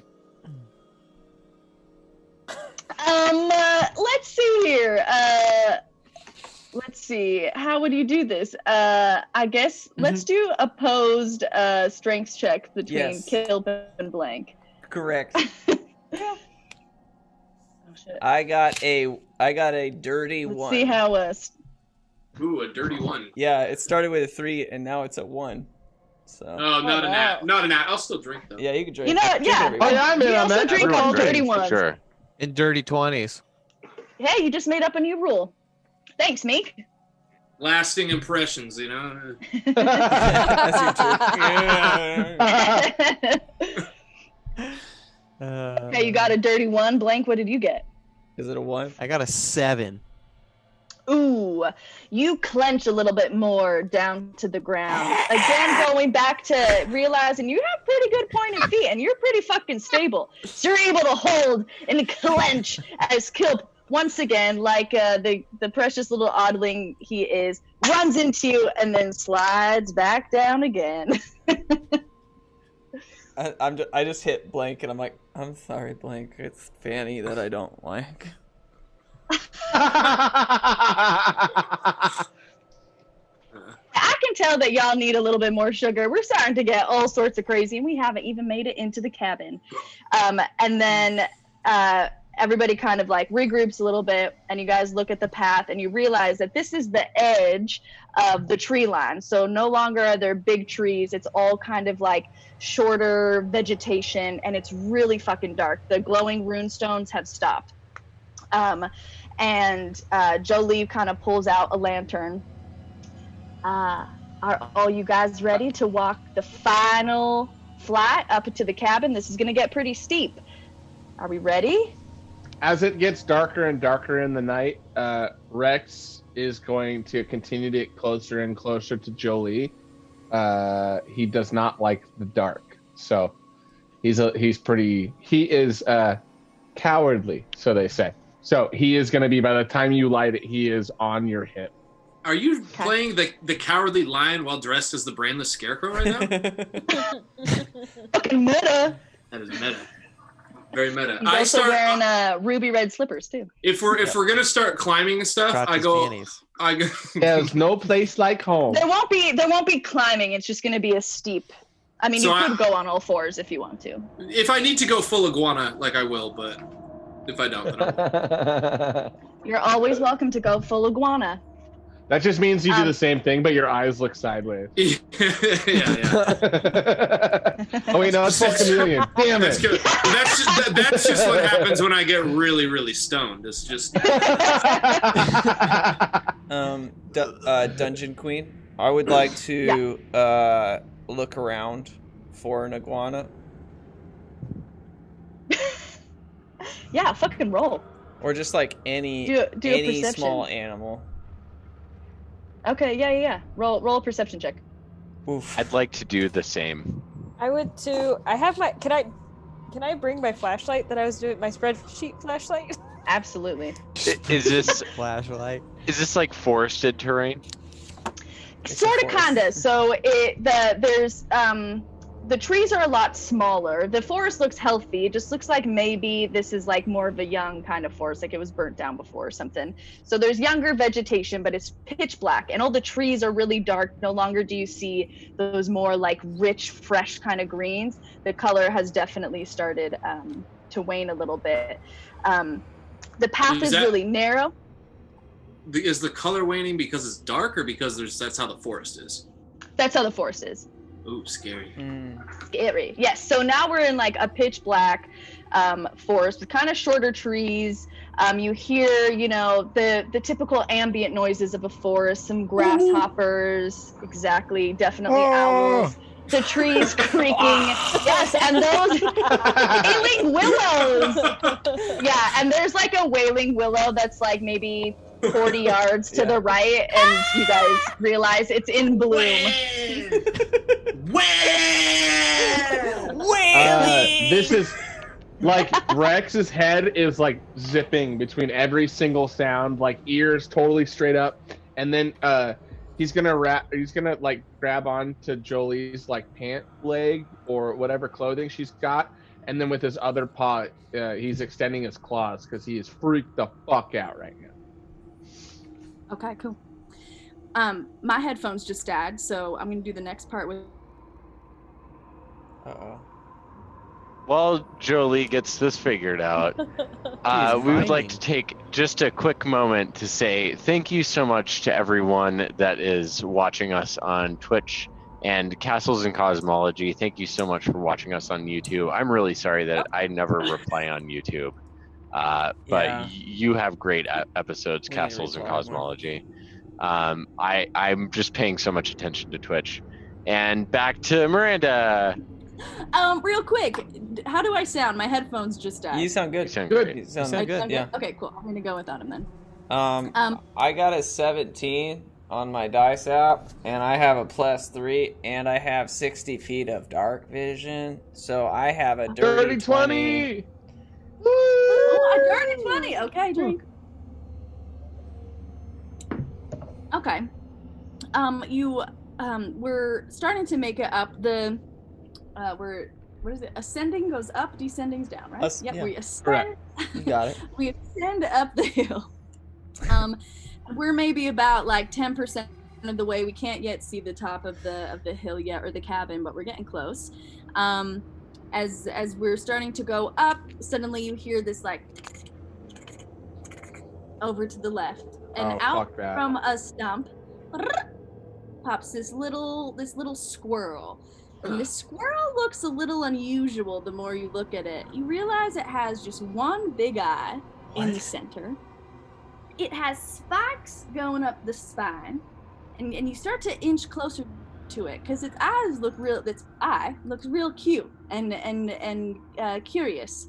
Do you approach it or just kind of shove your body that way and look at it? I'm hiding behind Jollie. I'd like to. I can see it, right? Mm-hmm.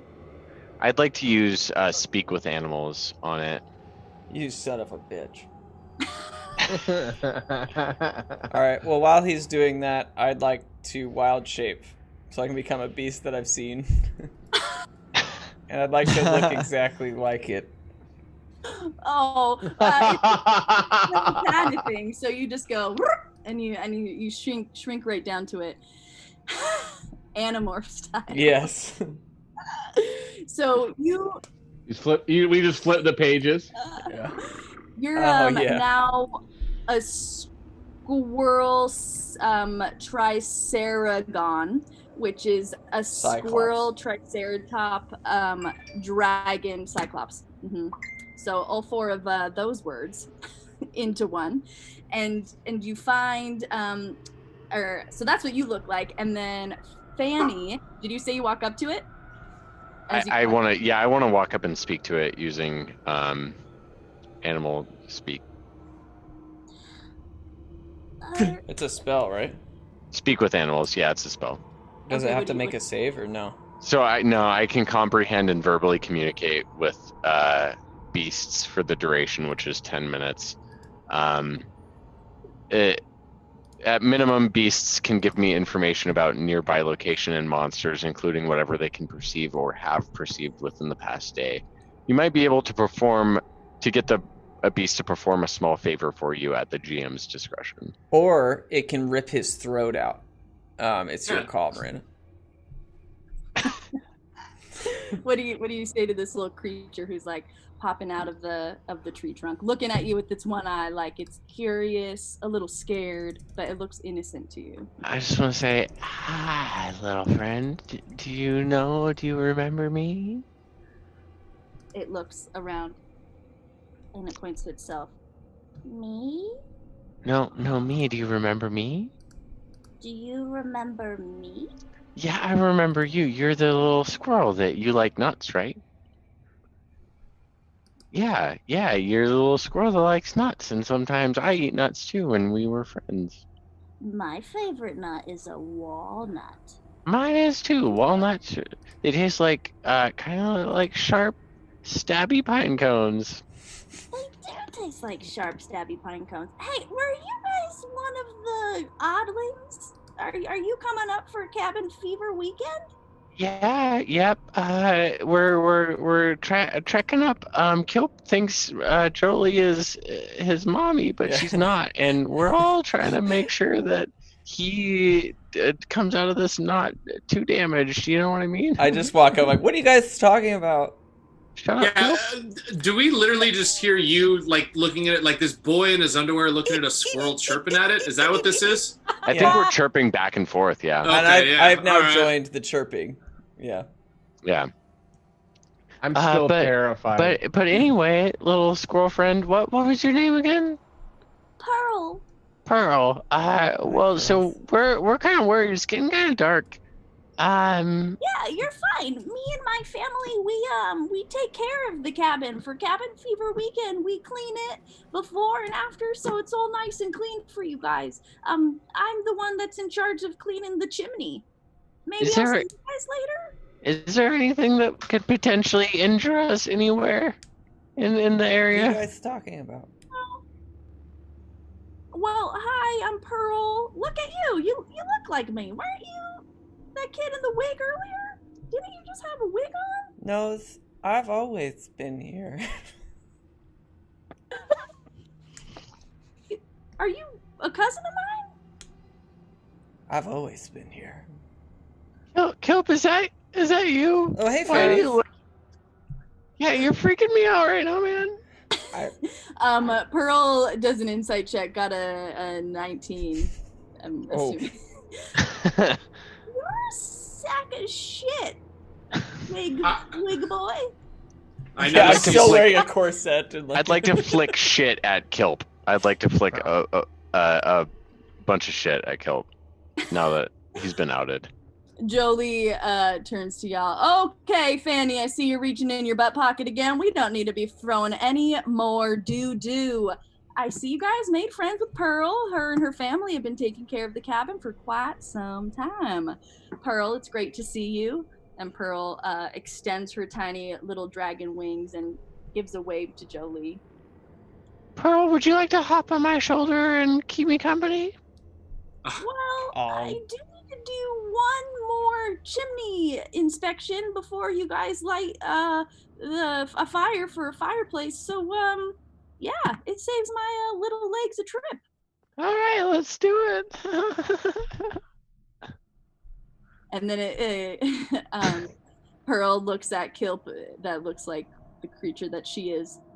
Don't you ever try and cross me again or lie to me. And then you see her eye go from big and pearly, and it like blinks, and it's like black and very demonic, kind of like the eye of Sauron. And you hear like this like weird demonic whispering in your ears. And then she blinks again, and it's totally normal. Okay, glad we cleared that up. And then Pearl will hop on Fanny's shoulder. Does Rex see the eye? Yeah. Can I roll for sure. Sure. Yeah, that's a natural 19, yeah, so I'm okay. assuming I see it. Yeah, and it freaks him the fuck out. I kind of start a little bit with Rex. I thought we found dinner for a second, but I guess not. I figured we could eat it, but I'm not gonna, something that's evil. Evil things don't taste good. I don't know if you know this or not. Right. Wait.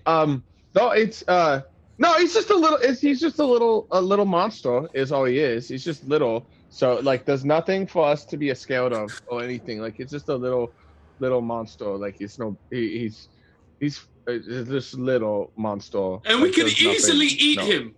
Remember that. We could easily eat him if we run out of food or anything. Yep, it'd be super easy just to eat the little the little monster. Oh, don't worry, Rex. It'll be all right, mate. It's gonna be fine. Don't even worry. It's gonna be fine. All right, y'all. Are you ready for the final trek up? Final trek up. We got like 15 minutes cabin. You guys start walking. Can I? Oh, go ahead. Yep. Oh, I just want to ask Fanny to ask the little thing. Is there anything else that's gonna come out and scare us? Because that was pretty scary what you did. Wait, other stuff is gonna scare us? Other stuff is gonna scare us? Jollie kind of looks at you guys.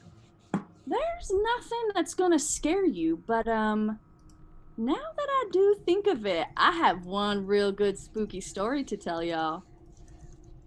You said there was. And then I want to let go and start walking back to the camp. Okay, little Rex, come on. You're a big courageous lion. We're all together. Nothing's gonna get us. Come on. Nothing's gonna get us. We start walking up the hill.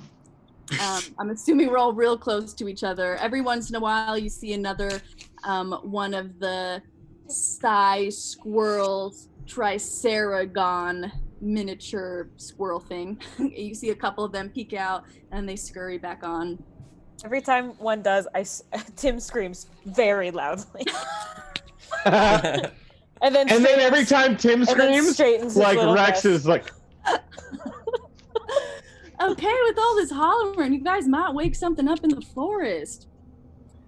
Sorry. Yeah, Meek doesn't scream, but you definitely just keep hearing "fucking hell." And I feel startled. I write a little tally. The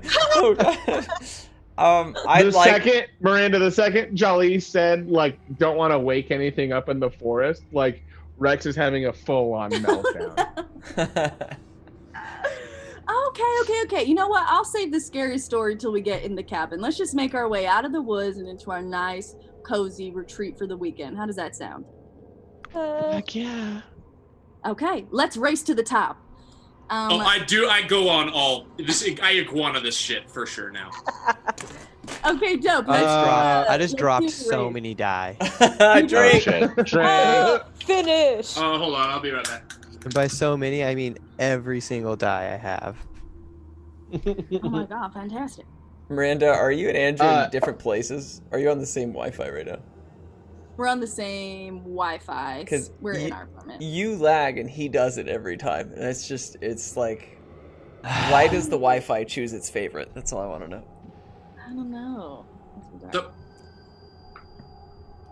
If Meek is like bounding up, I think that breaks Rex of like his like scaredness, and he like bounds after his tail. Like he's all play now, like going after his tail. Last one to the top's a rotten dragonborn's egg. I would like to sneakily get onto Meek's shoulder, but have him not realize until he reaches his destination. Oh, no. So here's the thing. Meek definitely lets you guys get ahead of him because he doesn't like to win fair. He wants to kind of steal the win at the end. So. Well, I'm still a creepy squirrel. So I just... That's true. All right. I just want to be on your shoulder.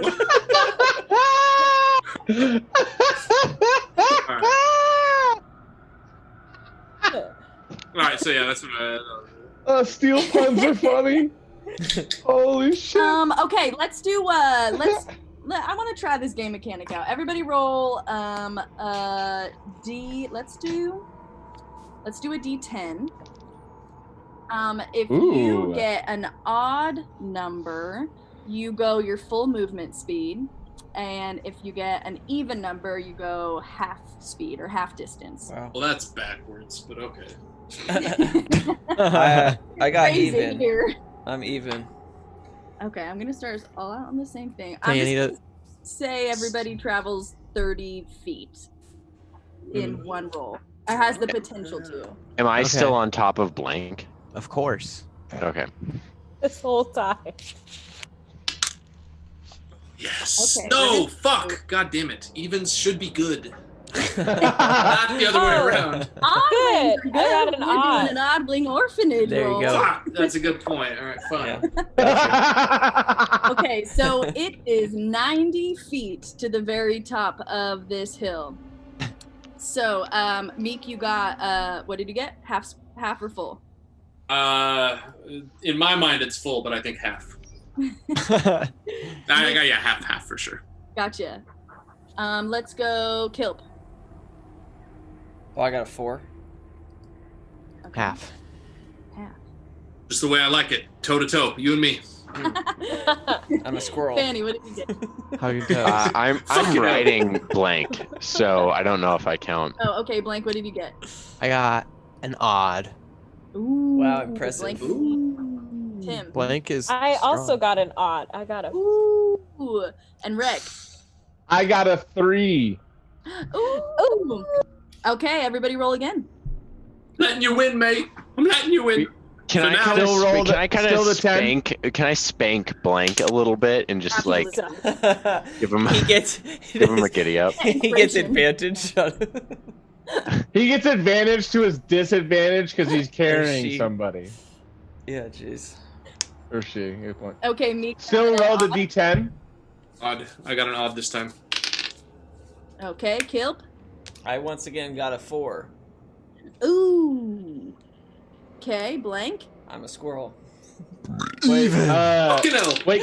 wait, Austin, you have to drink because you mated yourself. To me. You rolled 2 4, so you have to drink. To Austin. Tim, what did you get?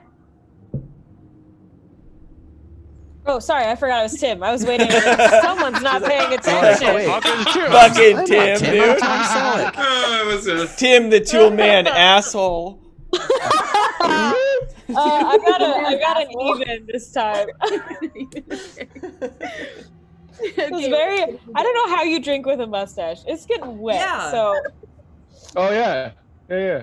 After a while, it just makes it so like you're comfortable spilling all over yourself and having no repercussions. If I didn't have to cut this shit and trim it, I totally would, because you're just gonna save that for later. Yeah. It's like basically you've got like a sponge that you can just suck on for the rest of the night, dude. See, this is all great if this wasn't fake and I was planning to do it again later. It didn't like fall apart in your mouth.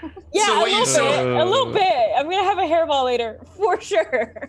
So the real question is, you said if it weren't fake, but like, I mean, would you rather it be real human hair that you're just like that you have on your face? If it were mine, sure.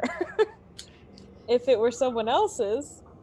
I feel like there's a business opportunity here. Sorry, I'm done. I'm done. Shelf it for later. Rex. And for those reasons, I'm out. Rex, did you get even or odd? I rolled a 3 again, so just like Austin, I'm gonna drink. Okay, Rex is in the lead. Make Tim, yourself- Blank, Meek, tied. Kilp, you're in last, but you're I'm sure. But I'm a squirrel. Fucking hell. I also want to say I didn't realize it was Kilp and not Kip until maybe 30 minutes ago. It's okay.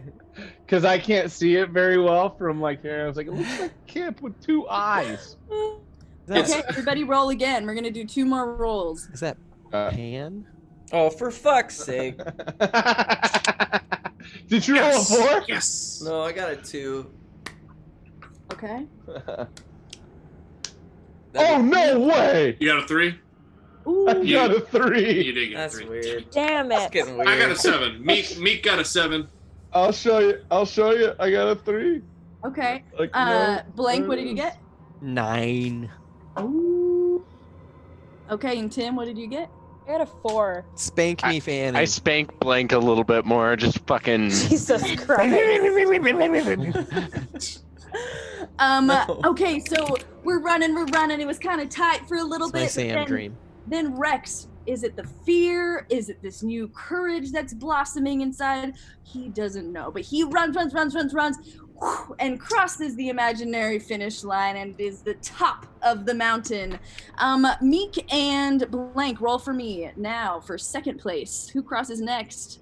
Can I roll to trip somebody or anything? I'm just gonna lie Oh, I got a 7. and beat whatever he beats. Oh, I got a 7. Let's drink. Oh my god. Yeah. Double drink because you guys tied the race.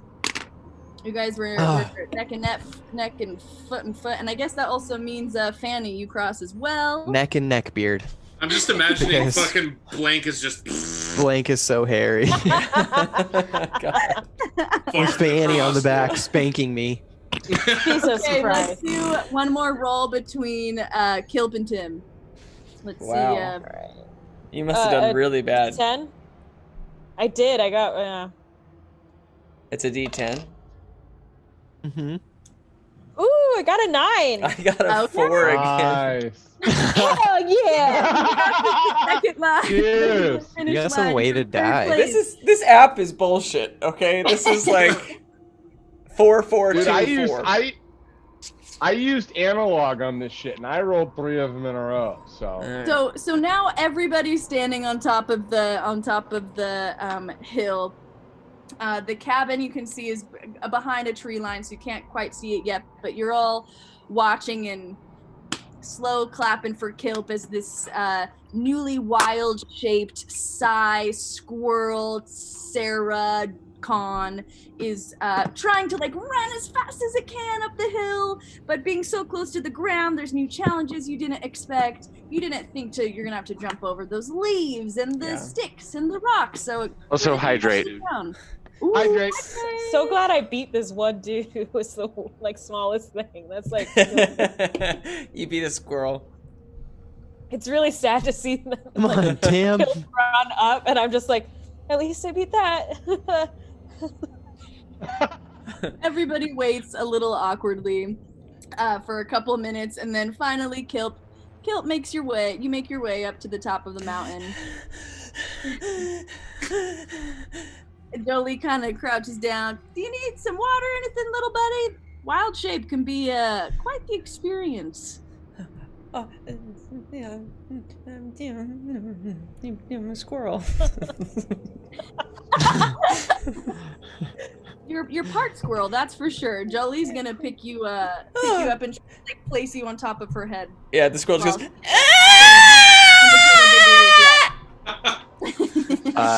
Someone has to drop whatever they're holding. DM, it's your choice, but someone redeemed it on Twitch, so someone has to drop physically some shit that they're holding.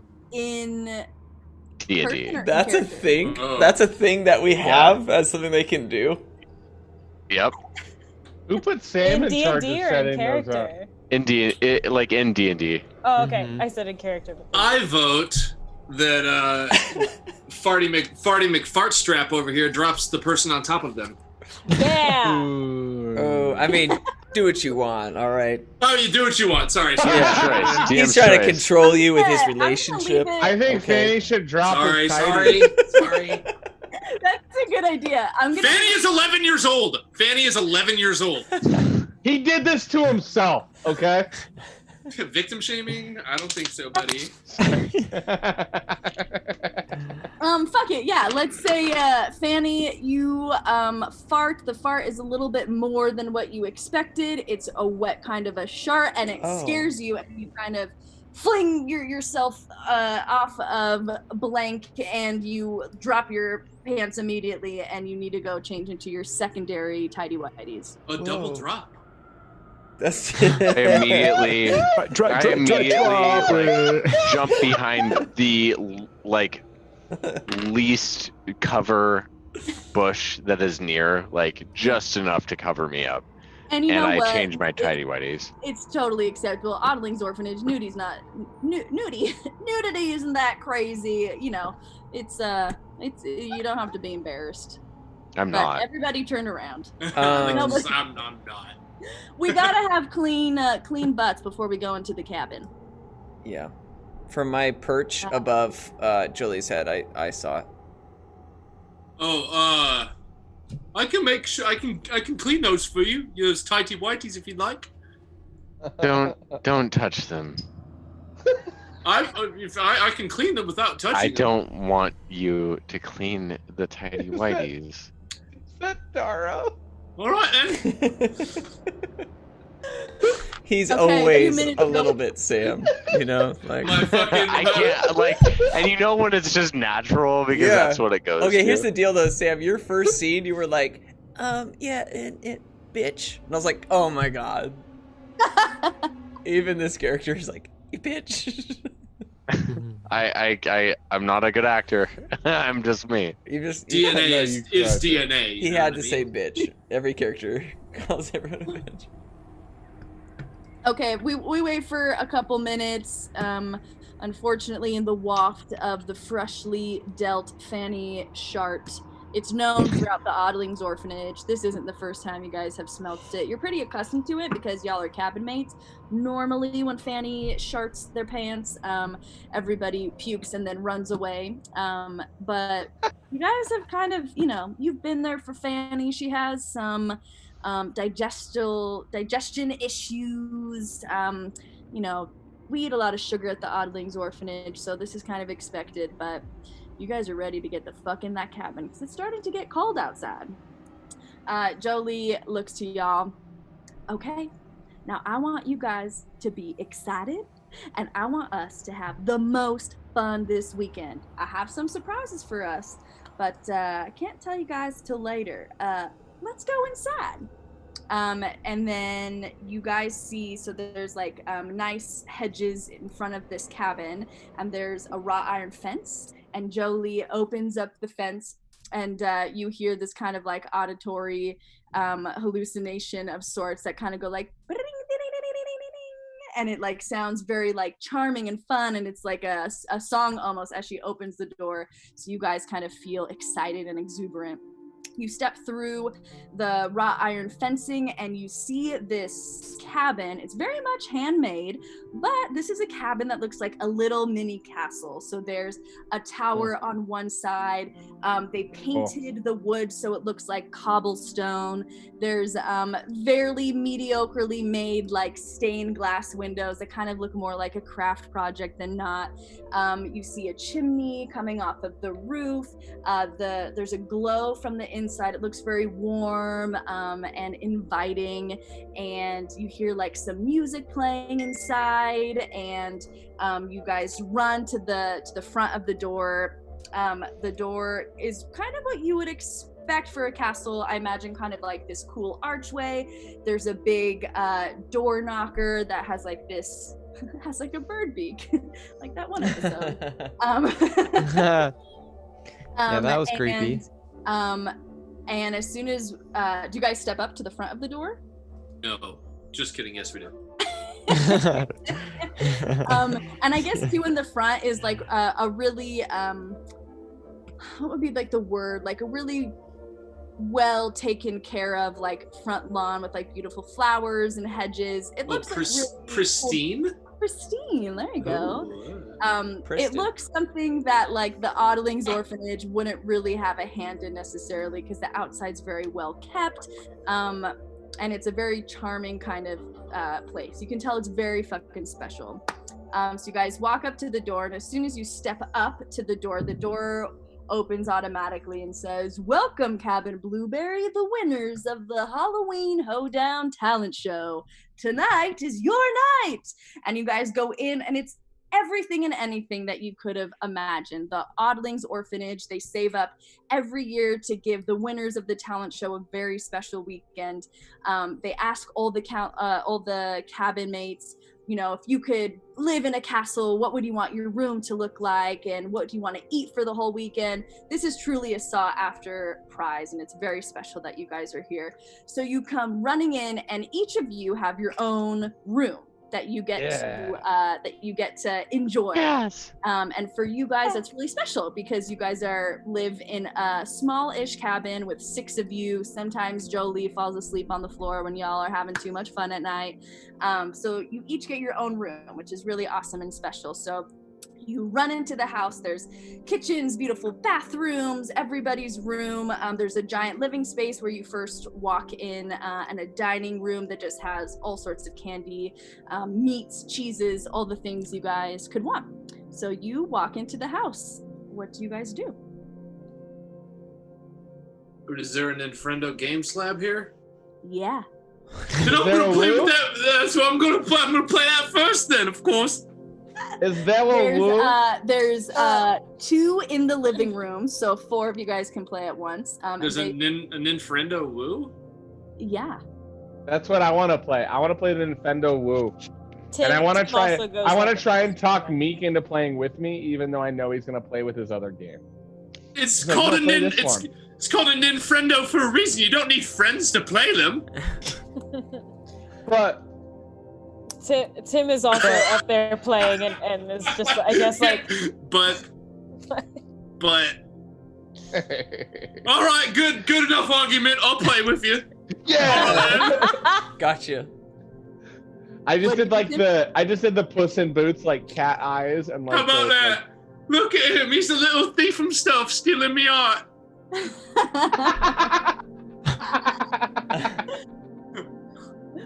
Somebody quote that. I fucking hate my life. Why am I doing this? Somebody quote that, please. Yeah. Someone quote that. Oh my god. He's Just a remember, thief it's a himself, stealing my art. Stealing me art. Tim, what were you gonna do? Oh, Tim was also gonna go play games, but saw the weird connection that Meek and Rex just said it was like, I'll go for the meat. No. Come play the Nintendo. No. Come on over. Tim, there's another one. Another one. Come over here. I'm even talking like you know. Yeah. Tim, bring a bag full of all of your stuff right over. I put my binder down and I just opened the page, the spreadsheet that has me counting like everybody's curse words, and I just put it down and put the quill next to it, and I look at Meek like, all right. I said shit. You're fine. I marked my tally. I was like, that's what I thought. Ha ha ha ha ha ha. Start playing. I'd like to. That's how Tim has fun. Yeah, Tim is having fun. I'd like to unwild shape, but as I like am on your head and I like move so that when I unwild shape, like I'm actually just on your shoulders. I touch your legs. Oh, Kelp, you're back. Hey. Hey. Do you want to check out your room? That's just yours? Only if, like, if you want to. You know, I think this is an opportunity for you to go and explore on your own. You haven't had your own room in a forever. That's true. I wasn't laughing at that. Sorry. Yeah. Why don't you go check it out? I'm making my specialty ginger chocolate cake and dehydrated tuna for dinner. Yeah. The what? The hydrated what? The dehydrated tuna. The tuna jerky. Oh. You don't like my tuna jerky? No, I don't want to speak on that subject. I'll go and look at the room. I guess that's fine. You're gonna have so much fun. Go check it out. Okay, and then like he starts to walk, he's like, like turns away. I'll miss you. You'll be here. I'll literally still be here. I can't leave you guys. Legal reasons. Literally can't leave you. So I'm here. You won't disappear. Jollie, can I have some tuna jerky? Oh yeah, for sure. I'll make it all big batch. Yeah, get it. Are you still there? Yep, I'm still here, Caleb. Okay. Blank, do you have anything specific you want to do?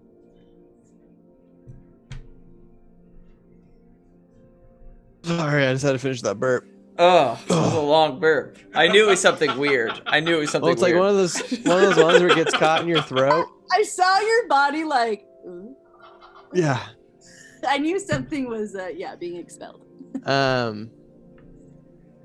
Blank is gonna go check out her room. Yes. I want to go see what's in my room. What's up? What's up with my room? Yeah. So it's literally whatever you like, kind of put in a request, like your ideal room. So I have a giant sleeping barrel. Yes. Huge. The lining has like a down comforter in it, so it's a little bit squishy. Mm-hmm. They went all out. They got you like a NASA foam, memory foam mattress at the end, so when you jump in, it really catches you and holds you. Yeah. They have an air conditioning system built into the barrel, so you can make it as hot, as warm if you want. If you want to sleep in the rain, they have that for you too. You can also put on the radio or like thunderstorms if you're trying to sleep. They really went all out for you. All right. Just Blank? No, everybody love has it. their own Yeah, room. that's my room. What they wanted. You don't get my fucking room. Orphanage gets a grant from one of the big kingdoms. That's how they pay for this. I guess so. The Kingdom of Farkle. Yep. Cool. Well, Blank is going to go sneak into Tim's room. Ah. Tim, Scout what it out. does your room look like? Huh? What does your room look like? What did you Very neat, probably. It's probably got like a nice ironing board so I can sew new pleats. I can like iron new pleats into my pants. And just like fresh paper with a nice desk and some fresh quills and ink and everything like that. That's probably what it looks like. So many abacuses. Abakai? Abakai, to the guild, and then a white noise machine as well. Yes, I love that. Blank is gonna go dishevel everything in the room. Jerk. You can do it. Jollie's Cool. there. I dishevel everything in the room and I sneak back to the crowd, main room. I'm saying, what game are you guys playing? Tim is having a great time. He's letting loose. Tim's blacking out.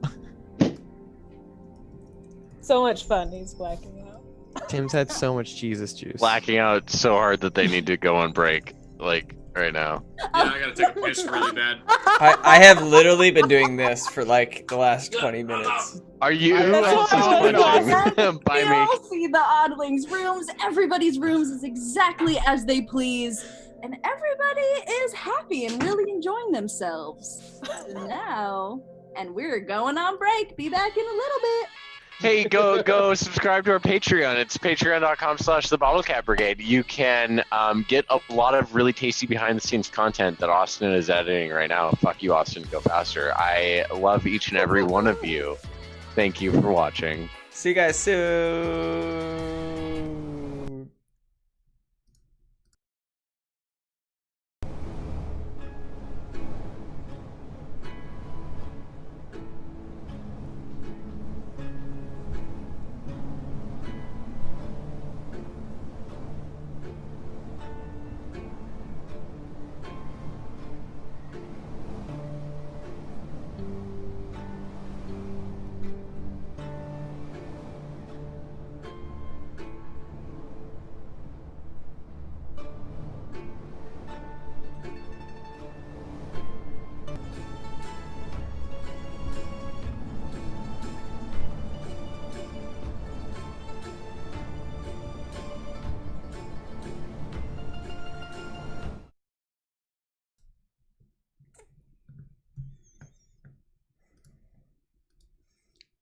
She's not.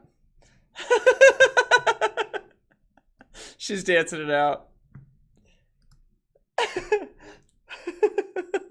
That was such like a soft opening. Hey, we're back. We all went pee.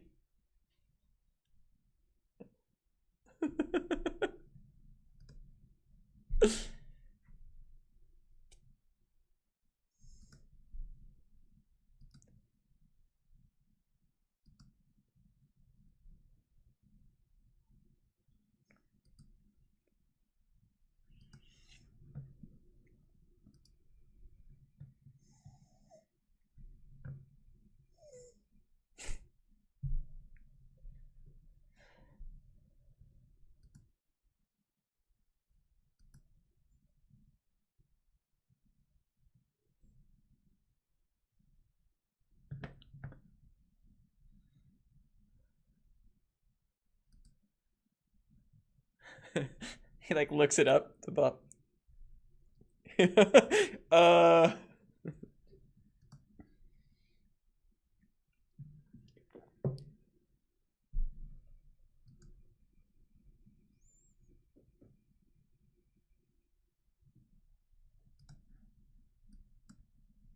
Oh, they missed dragons Wow. and dill holes? You know what's funny Well, about dude. Damn it. I'll dragons and dill holes it up again. Don't This even is my fucking fault worry about on it. so many levels, and we didn't have any audio that whole time except for me, and I unmuted the forest background, which doesn't forest need to ever background be doesn't- unmuted. Just to be clear. Wait, about are you that. talking? Are you talking like for the whole session or just right now? Just now. No, it was just right now. It's fine. I We're know. fine. I figured I was All making right, a so joke. here's I the thought deal. that'd be I funny. think this is the best way to approach this is A, you need to make fun of me when you redo whatever it is that you just said. And B, Idiot. you have to be a totally different character. I mean, just Nerd. bizarrely different. You're such a nerd, Austin. And everyone watching, I'm sorry, that was a production fail. So, my fault. Production spice. Happy little accident, as Bob Ross would call it. Come on. Hey. Yeah. There's a curling team that I've played some Bonspiels against, and their team name is Bob Rocks, and they all dress like Bob Ross.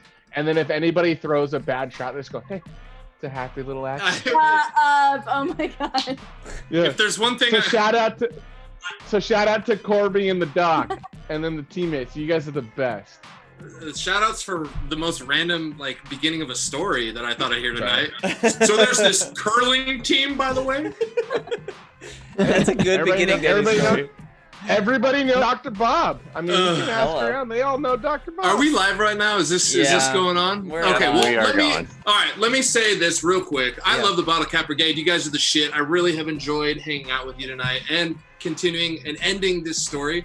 If anybody else feels like I feel and wants to support this crew, there's the Bottlecap Brigade on Patreon, as well as diceenvy.com/The Bottlecap Brigade. I was just saying, these Arch Druid dice, I mean, they cost a pretty penny, but damn, son, they look good. The soak damage. So yeah, Patreon, diceenvy.com, OnlyFans. Make sure you follow the Bottlecap Brigade. You know what I'm saying? Yes. I'm so lonely on there. All right. No one ever visits. But only your fans? Except, yeah. Only your fans. And the pose.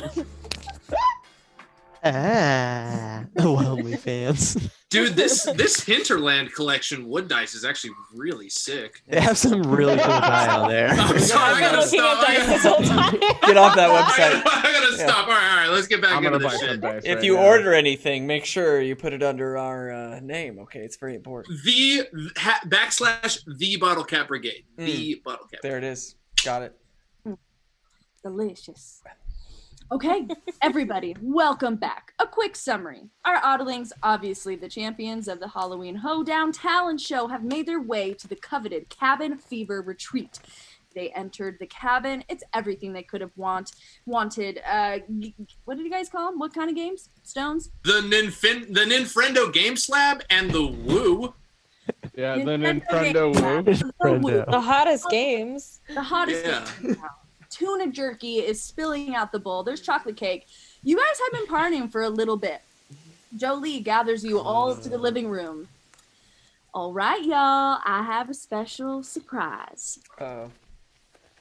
This isn't a sharing circle. I know you might be thinking so. It's not. Oh, darn it. We'll save that for later. I have a special treat for y'all. It comes in the form of a story followed by an adventure. You see, this Halloween is special. It falls on a full blood moon. Do you guys know what happens when Halloween falls on a full blood moon? Any guesses? Tim raises his hand. Yes, Tim. Hi, it's Tim. I think. Of course. I think, according to the textbooks, I think all the werewolves come out on full blood moon for spooky times for Halloween. You're not far off. Any other guesses? You're very close. You're actually right. Almost right. Yes. Werewolves? Almost. Fanny? I think that every full moon, Tim wakes up and they have a big old shit in their pillow. You know what? That might be true. I don't think so. But if it was true for anybody, that's their personal matters. Sometimes you get shit in your pillow. Yeah, it would be their personal matter, wouldn't it, Tim? Different holes. Hey, everybody's room is their own, and my room is so cool and neat and organized, and nothing's ever gonna happen to it. Yeah, you're never gonna have shit in your pillow when you wake up tomorrow morning, are you, Tim? That is 3, Mr. Fanny. Yes, Kill. Nothing happened. I heard. Blink is dying laughing. I heard. And I'm done for the night. I'm dead. See you later. I heard that that your parents always tell you that they love you on full moons. My parents have never told me that at all. Not even during a full moon. I eye the note in Meek's hand that he stole earlier. I'm like, Meek? But my parents would have said it, though, if they'd come back for me. And I think that every child needs to be told that they're loved by an adult that loves them, but not like creepy adults. Fuck, Jollie, do you feel like you love these kids? You know, my question was, what Blank looks at Jollie.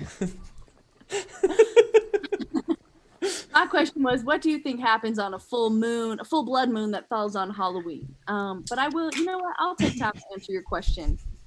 Y'all better not ever second guess that I love and cherish you. I'm your guardian. I'm your friend. I can be a bigger sister, role model, whatever the hell you want. Or a mom. I like look as like you say. I'm kind of shocked that Tim is suddenly. This is the first time Tim has ever. I kind of like punched him like in the thigh. I'm like, Or our friend is, or our friend's mom. she's only my mom. Or only our friend's mom. Uh-huh. Yeah. So anyway, on a full blood moon that falls on Halloween, but I give you guys both a wink, like, of course I love you, but we'll keep crossing the mom intersection. I look at Tim again, and like as you accept the wink, I'm like, yeah.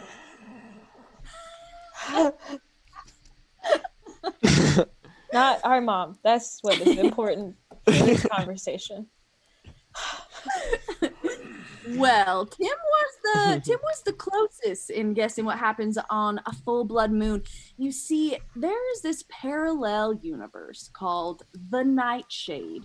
The Nightshade is full of twisted, wicked creatures that drink blood, feast on flesh, and listen to a lot of underground orc synth metal mixed with classical violin elements. They're a unique bunch of people, but they're evil. And when Halloween falls on a full blood moon, the veil that typically separates our parallel universes thins out, and pockets between our realms open up for some of these unfriendly, fiendish type to walk over into our realm of Magna. Isn't that crazy? Crazy. I think How that's do you crazy, know Jollie. all that, Jollie? How do you know that? Well, listen to this. Yeah. Do you guys know what kind of full moon is out tonight? Tim? It's a full blood moon. You bet yourself. It's a full Blank blood growls at Tim. moon. Yeah, god damn it, Tim's. Tim screams very audibly and just kind of. Yeah. I knew it was a real growl or a real monster in the woods. It's just. I'd like to whisper to him like, "I'll fucking kill you, Tim's." I'm gonna whisper back. You don't usually curse, but I'll put you down for one. Okay, thank you. I fucking dare you, Tim's. Wow, a real fun night. Okay. Anyway, Jollie, so what were you saying? I feel like you guys were whispering to each other. Okay. Nope. Anyway. Shut Tim. So tonight, I heard that the veil might be lifted a little bit. Do you guys want to go on a little midnight meander with me through the woods? With you? Yeah, maybe we can make some new friends. I'll go, but I'm following Kelp directly. You're what, Kelpie? What do you? I want to follow right behind Kelp the whole time. Okay, and if I had to, I'm just asking. Do you feel like you might throw poop at Kelp? No. Jollie, I feel like Fanny's gonna throw poop at me. Fanny's eyes. Yeah. I feel like he's gonna throw poop at me. Are you sure? I promise. I cross my heart and I hope to die. You see these wrinkles on my forehead? Okay, you're gonna be walking in front of Kelp. Yep. What were you saying, Kelp? I just I feel like he's gonna throw poop at me.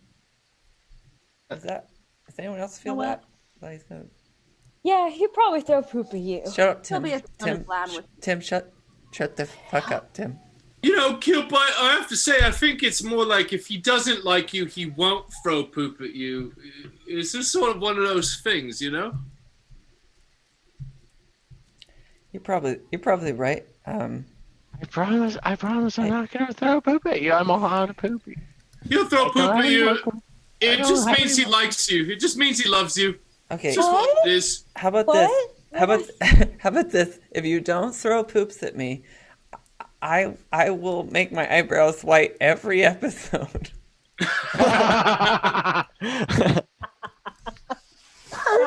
And they shake on it. All right, everybody, go up, run into your rooms, grab a flashlight, grab a backpack with snacks, and we're leaving in 2 minutes. Okay. Everybody runs to their rooms. I scream when I get to my room. What happened? You get one source of light, and then a backpack full of like treats and candy. Everybody comes running down the stairs. All right, guys, this is I've planned a little fun adventure for you guys. Are we ready? Yeah. Okay. Perfect. Very hesitant. Yeah. I'm about to take you through one of my favorite parts of this forest. Blight Brush. Okay, so you guys, we all leave the cabin. We go back out through the wrought iron fence, and then instead of going down the hill that we came, we're going to turn right. And we're going to go down the hill. We walk for about 10 minutes.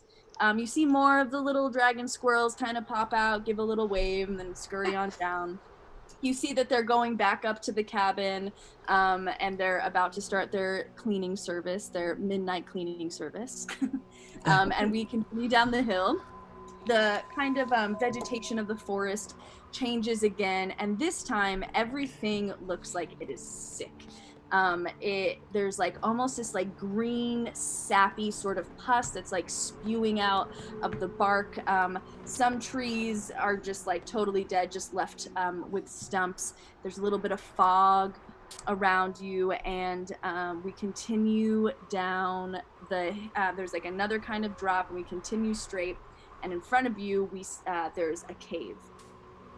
And Jollie stops everyone. Okay, we've made it to the Obsidian Cave, and I know damn well none of y'all have been here.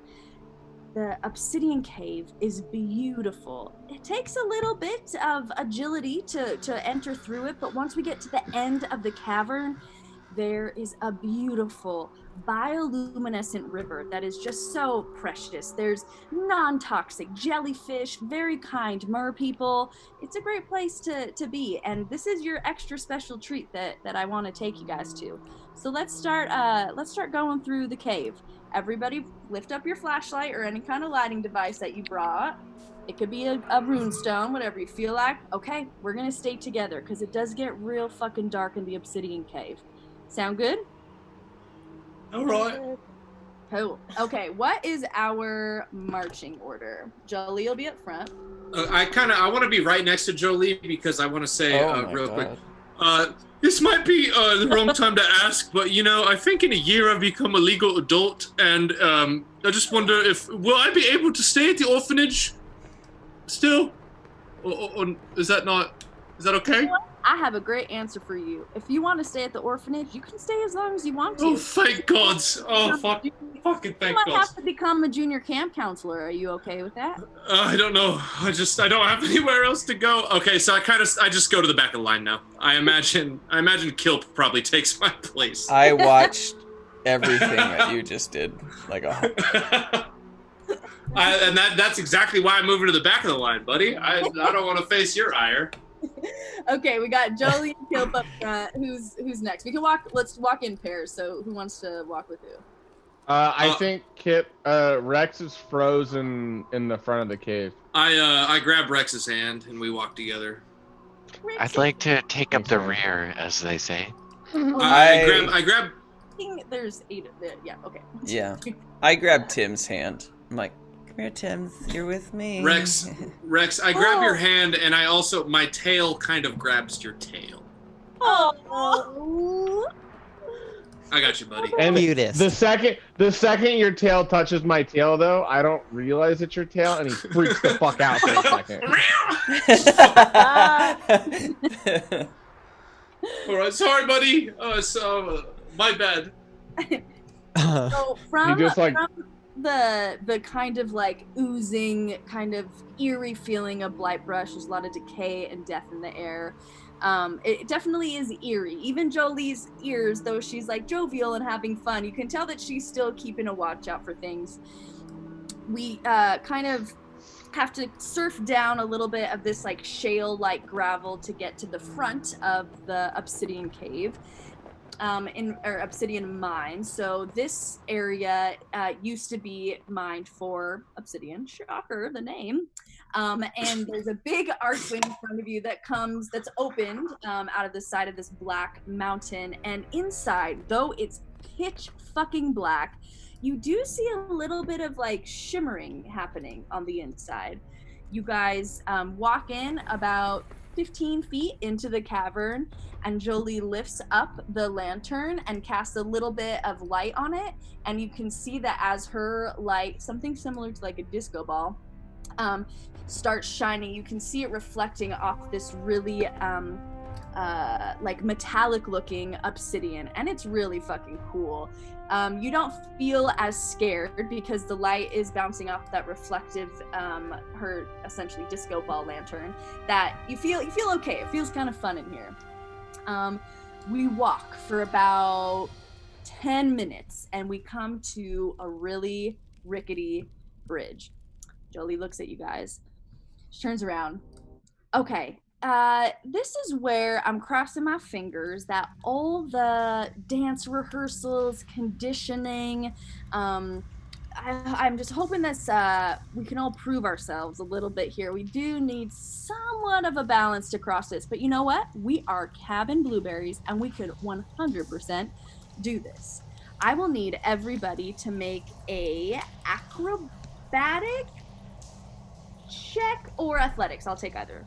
Are we like? You're Are so are we tap dancing our way across this thing? No, she's just hoping that all the river dancing rehearsals really kind of strengthen your ankles and your lower stability muscles, so that way your calves and your ankles and your knees can really support you as this rickety bridge is, crazy.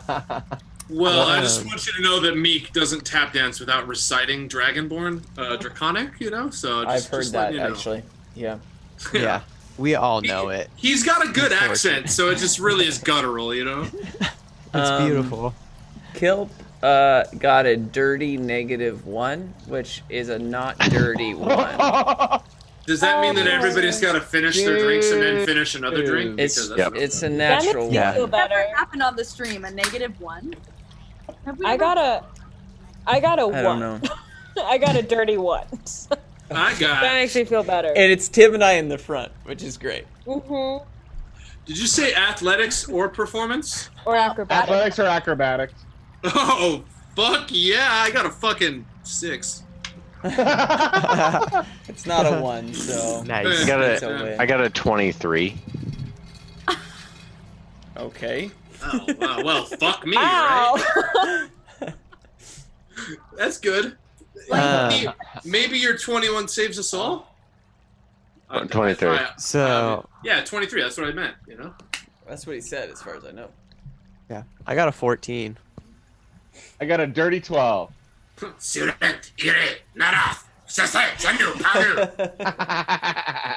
So we all make our way onto. This is gonna be kind of a clusterfuck. Okay, we all make our way onto the bridge, and it starts to sway. And Jollie just says, "Deep breaths. We got this. We've been training and rehearsing. We're strong. We can make it across this."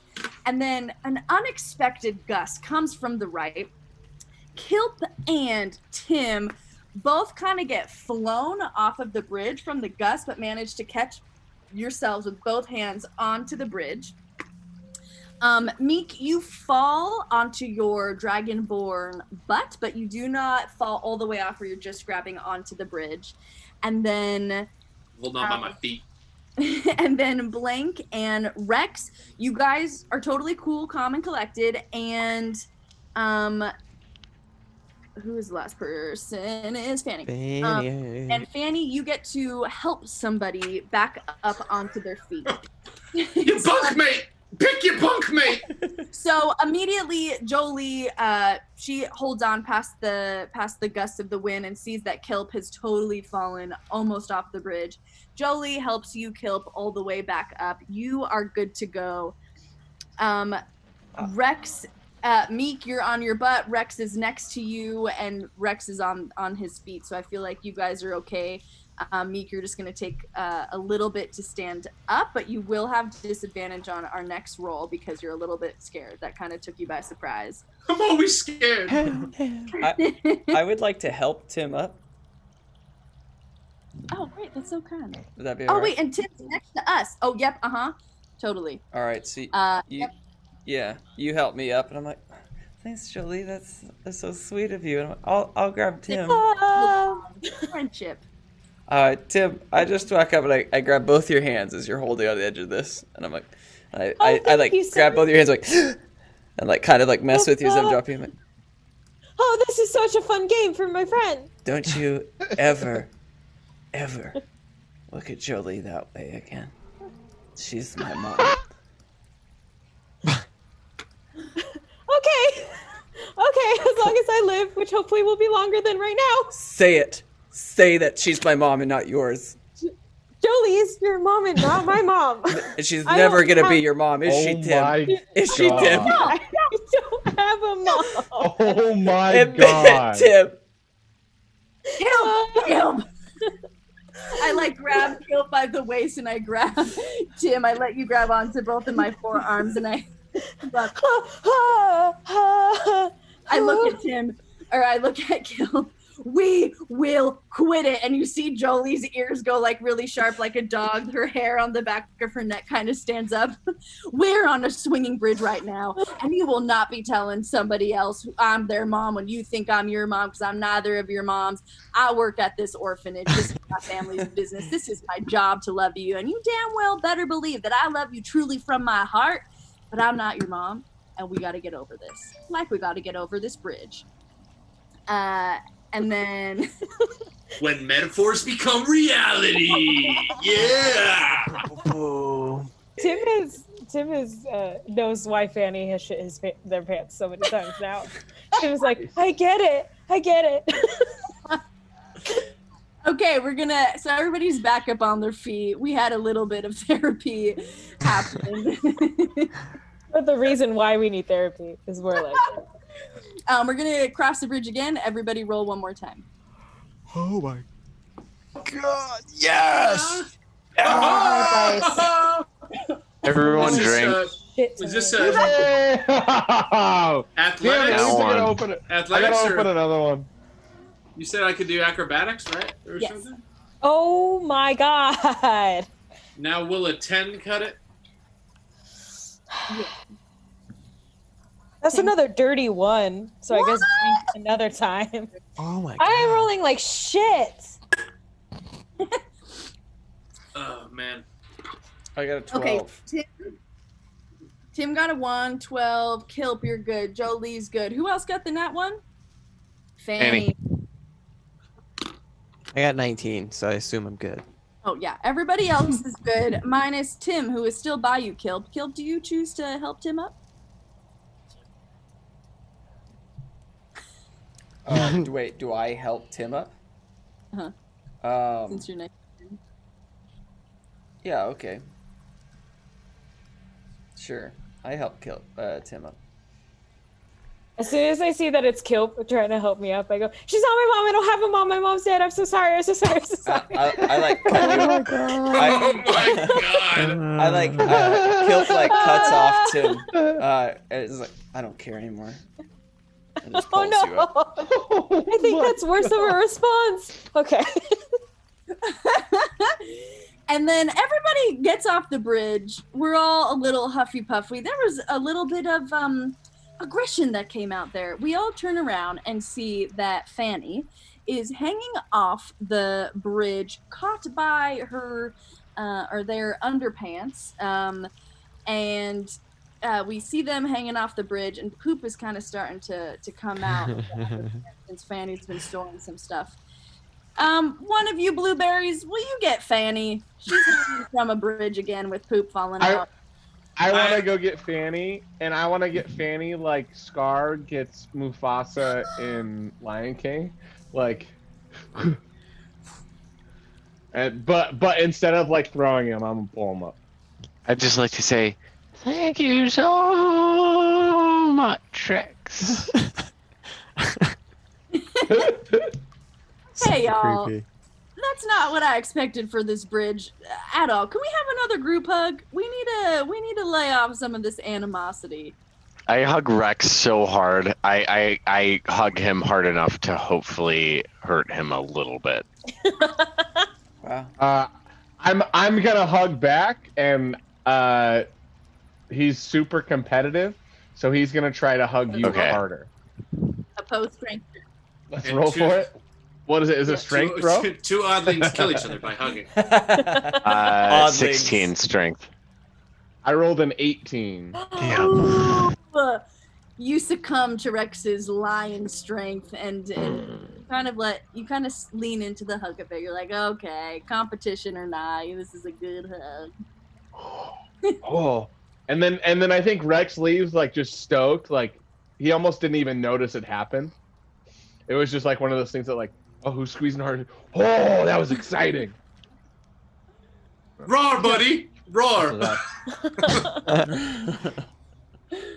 We make it off the bridge and we continue to walk through the cave. We come across all these piles of white sort of liquid. We go to the left and to the right, and these piles of white liquid continue to grow and grow and grow. And Jollie stops. Is it like sticky? It looks sticky. Jollie made. Is it making babies? Is it seminal? What? Wow, that is not my favorite thought. I'm sorry, dude. I thought it was like melted ice cream. I don't know where to go with this now. We don't have to. I just like that I said it. Like, no joke, Andrew. The second I said it, I didn't look at anybody else. I just looked directly at you, and then to see you react laughing, I was like, yes, we still got it. Cheers. As if, for those of you watching who haven't know, Andrew and I, as well as Kat and Miranda, all went to college together. And Andrew and I actually did a show together, our sophomore year. So this goes way back. I don't remember what year it was, but yes. Oh, so funny. Definitely. These piles of white liquid. Because you guys are teenagers, your first thought is this cum or jizz? I'm the only teenager here, and I'm like 17. Everybody else is like 11, dude. Okay, fuck it. They're piles of bat guano. I was getting to it, but you know what? Meek said out loud, "That's a lot of jizz," and Jollie automatically had to correct him. No, it's only because I wanted to steal it. I'm sorry. It's my problem. It's not like I wanted to want it, but it's like inside, deep down, I have a problem. Problem. It's called kleptomania. Leave me alone about it. It's not my fault. I want to steal things. No, we need to get out of this cave. You brought us to this cave. Yeah. What do you mean, Mrs. Jones? Perhaps is for you. Talk about your issues. This looks very inane and like nothing I've ever seen before. These mounds of white liquid. Ice cream. I don't care what it is. We continue to walk past these mountains of white, questionable liquid. And then Jollie stops the group and points up, and she shines just a little bit of dim light, and you look up into the cabin, and there's thousands of sleeping bats. They're huge. They look like dogs with wings almost, but they're very precious when they sleep. We need to make 2 stealth rolls to get through this final little bit of this cave. Jollie goes in a little bit on like a biology sort of rant talking about the ecosystem of these bats and that they talk with echolocation and la la la la. And then after you guys kind of have this little field trip moment, you guys have to sneak through the rest of the cave. So roll the first stealth check, please. Here we go. Oh god. Oh my god. Oh my god. Yes. Okay. Bing, bing, Stealth bing, master. bing, bing, bing, bing, bing, bing, bing, bing, bing, bing. Okay. That's my second. Oh, Nice. okay. I have a. I got a 21. It's technically a 0, so it's a dirty 0. Oh my god. Okay. Yes, were my starting rolls 6, 4, 6, 9, 12, 13? Yes. Yes. Oh, Okay, oh my god. John Fanny's 21. Tim, what are you? I am an 8, Okay. which I think is the best thing I've rolled all game. Tim's a champ. What are you? I rolled a 19. He did. Rex, what are you? 16. I rolled a 17, by the way. Okay. Y'all, most of y'all rolled well for a group kind of tactic. There's enough balance that we all kind of we kept each other in check when we felt like somebody was about to do something. We make it to the edge of this bat cave, and then at the last fucking tiny little minute, Kilp eats shit on some of the bat guano. Is it Fanny Kilp, shit?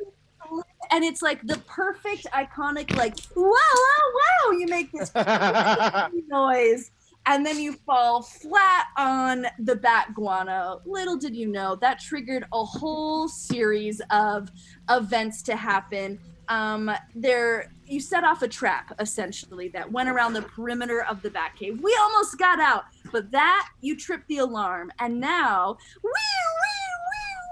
the bat cave alarm system goes off. All the bats at once wake up, look at all of us, flash their bangs, and release from their perch, extending their huge wings and their precious little dog-like faces, and they go flying into the cave, chasing us.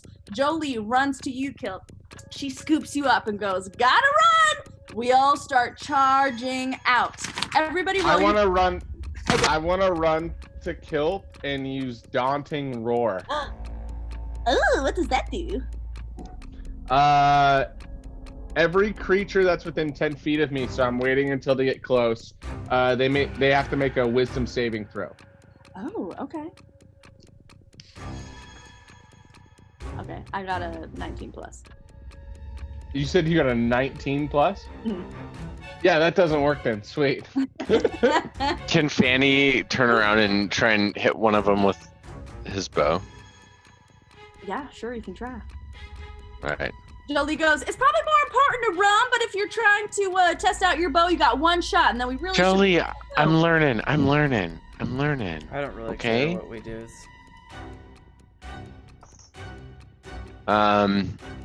So 24 to hit. Yep, for sure. Okay. It is a total of 9. Okay. Your arrow goes straight into the bat that was coming closest to you. It goes through the body and into the bat behind it. All the bats, because they're kind of in this like a school of fish sort of mentality. A mob mentality? There you go. Yes. They all kind of like cast their wings in front of them to slow down as they watch you kill the king and the queen bat. Holy shit. Oh shit. The Okay, top fuckers of the bunch. I'm gonna go ahead and turn around. I'm gonna use my breath weapon to kill them, just to kill the rest of them. Oh, okay. Go for I it. mean, dude, come on. I'm not gonna let them live their lives without a king and a queen. So yeah, I fucking use my breath weapon. If it's cool being, I mentioned before, if anybody, I'm a dragonborn with vitiligo. So I have bronze and black dragon scales, meaning I can either shoot in a 15-foot cone or a 30-foot straight line. Sick. If that's cool with you, Miss DM Queen. I would like to shoot in a cone and just kill all of them. Okay, let's go for it. Yeah, at page 34. I don't know the rules, just to let everybody drinking know. We don't either. Let's see. Kilp, Tim, Blank, and Rex. Roll a perception check for me. Okay. You just saw Fanny, boom, boom, kill. You guys didn't realize it was the king and queen, but they were the biggest bats out of the whole bunch. So you guys see, not Sam. You see Fanny kill them. Hey, milady, I got a sister, 4. thank you so much for raiding us. What up, Raiders? We are playing D&D. Make sure to have a drink in your hand. Yeah, I got an 11 on my perception roll. I also got an 11. Ooh, hey, let's go! I got a 4.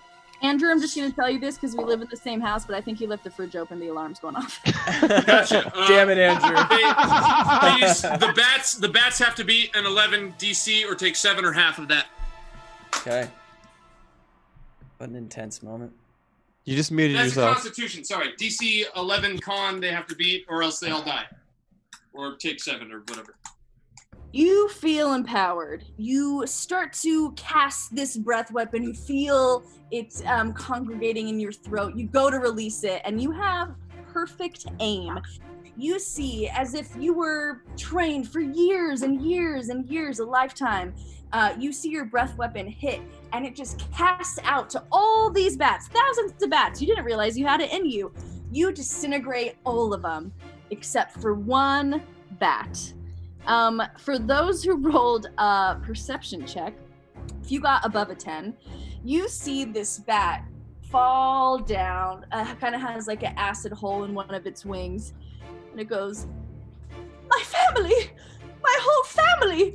What's happened to my family?" No. Mom? Dad? Brothers? Oh my sisters? god. My family, no! No! Can I cast Speak to Animals? In Draconic, I yell, "Fuck you!" to all those fucking bats. Okay, Fanny, you don't see this particular bat. Fanny, you're still kind of like charging upward. You just casted that arrow. This all happened so fast. Fanny and Mika, essentially, you guys kind of went at the same time. Oh no. Uh-oh. Oh. Hey, Oh no. for everyone that's watching, thank you so much for joining the stream. Miranda is dealing with some internet issues. There you go. Oh, She's back. she's back. Yeah. You put in a new AOL trial CD. It works every time. Okay, Fanny, you don't see this poor little bat.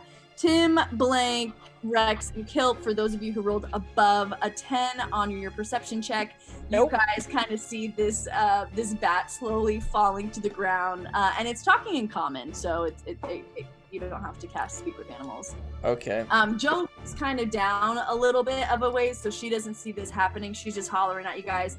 Okay, we gotta get out of this cave. I just want to take you to the river. I think we might need to have a circle talk when we go back to the cabin. Let's move quickly, folks. I just want to turn to Fanny. What did you want to say to the flying squirrel thing? Oh, I wanted to let it know that I didn't necessarily mean to kill its family. I just wanted to make sure that I could aim my bow really, really well, and that I was sorry that I hurt its feelings. Mid-sentence, I crush the bat on the ground with my foot, and I look at everyone and I say, like, that's like my heart. I give you a thumbs up. I hate bats. They're the worst, really. I mean, they're dumb. They can't even see things. They're just fucking. That's what it's like to be betrayed by someone you love. Jollie, you are such a mother figure to so many of us, and perhaps the ones that feel like you are the most motherly, you should mother them. Okay. I want to pull Meek, try to pull him away from Kilp, because I think at this point Rex is terrified of Kilp too. I'm fucking afraid of him, man. I'm gonna go up and try. I don't know. Just try and like stand near Kelp and be like, crazy night. Whoo. It's like you should sing the fucking Appy song or something. She taught us. F is for friends who do things together. U is for you.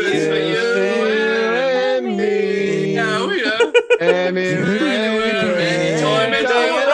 My friends. The deep blue cave. Blue sea. So good to sing with the ones I love most. Okay, come on over here, you little crazies. Guys, turn a corner. Oh my god. You turn a corner in the cave, and Jollie starts to get very excited. Oh my gosh, okay, this is what we've been waiting for. Okay, this river, y'all, it's just so fucking cool.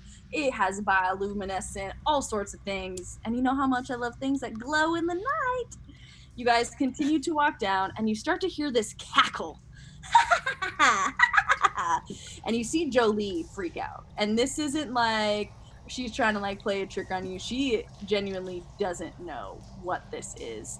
And this cackling comes closer and closer, and it kind of starts to feel like it's all around you. Jollie goes, oh, okay, everybody, come closer, huddle up, everybody behind me. And you see these like flashes of light in front of you, and you're starting to get to an edge of a cliff. That's going to take you down one more hill, and you can kind of see the glow around a corner about like 120 feet to your right. That's where the river kind of starts to flow within the cave. So you know you're close to that. Jollie kind of pushes up everybody against the wall, and you see these flashes of lights in front of you and the sounds going everywhere. Everybody's scared. You can even kind of feel for those who are close to Jollie. She's kind of shaken. She's getting some of her clerical energy ready.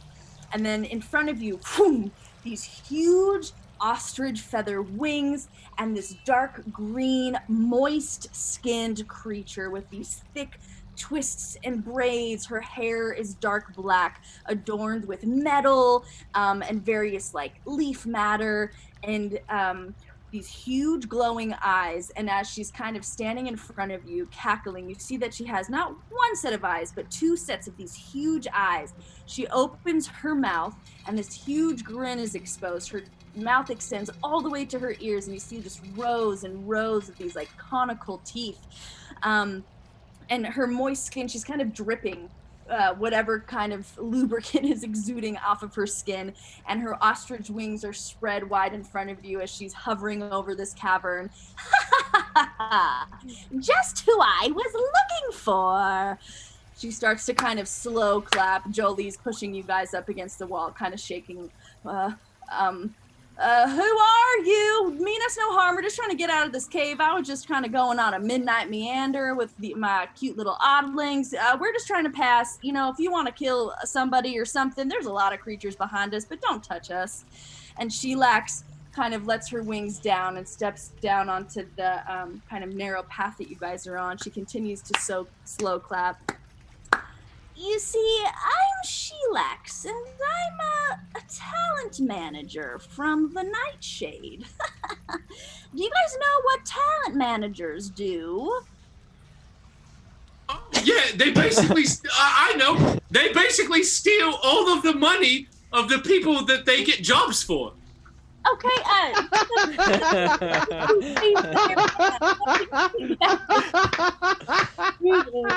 Well said.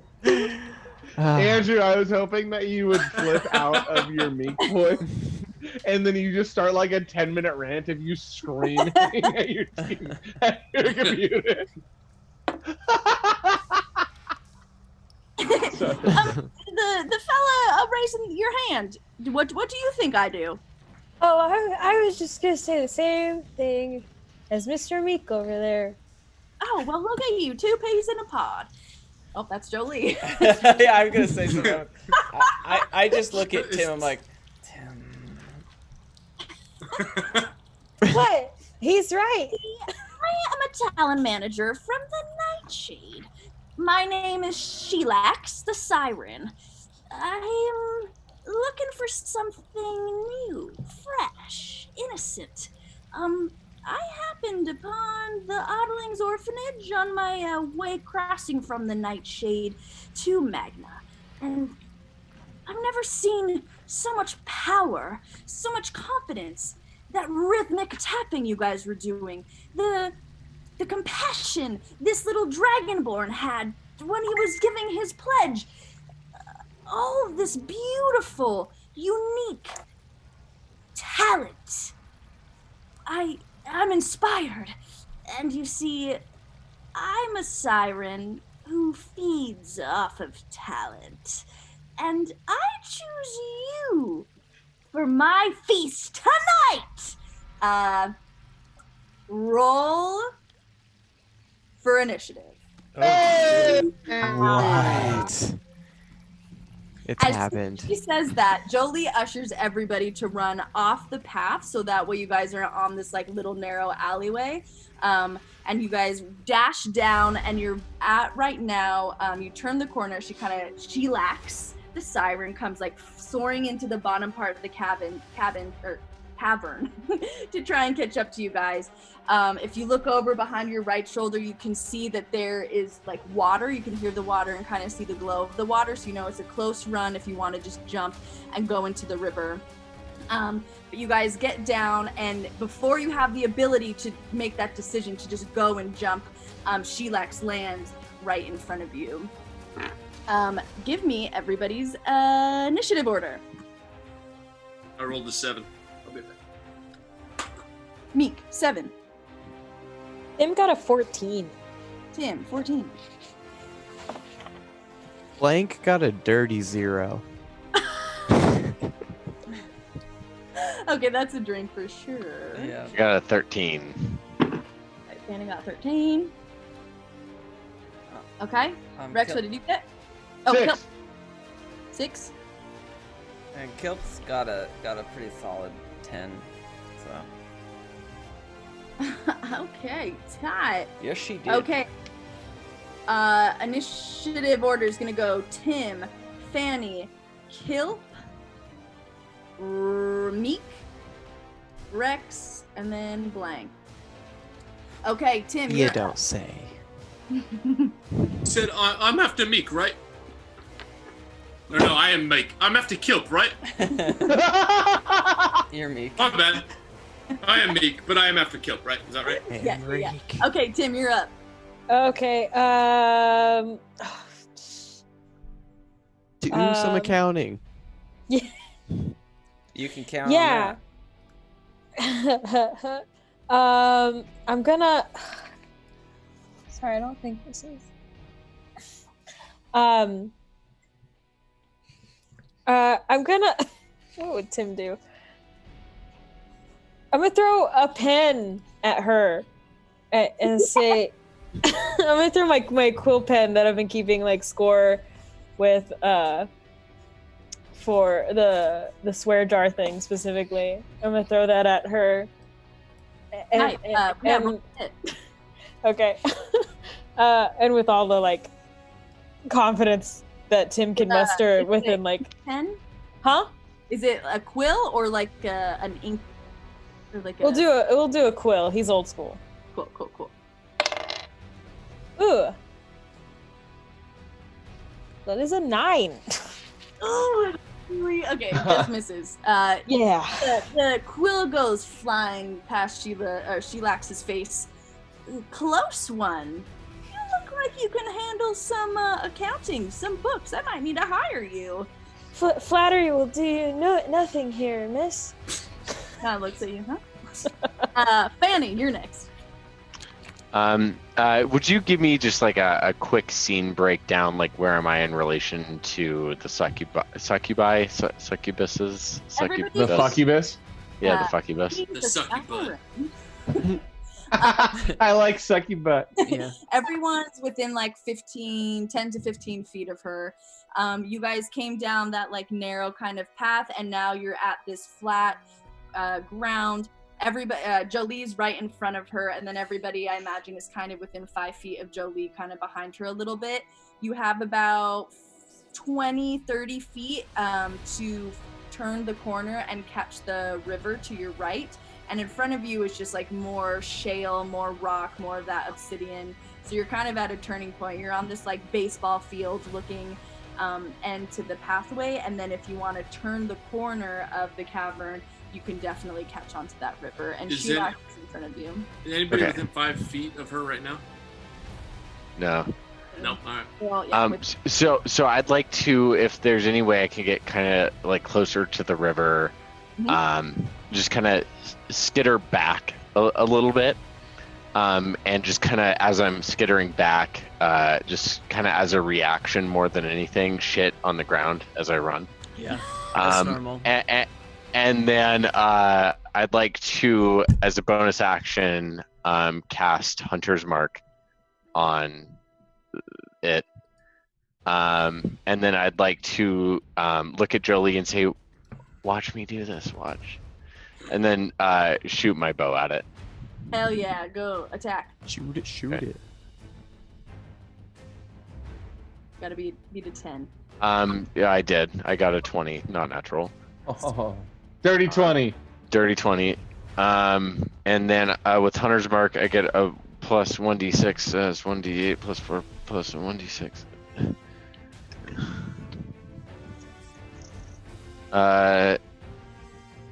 14 damage.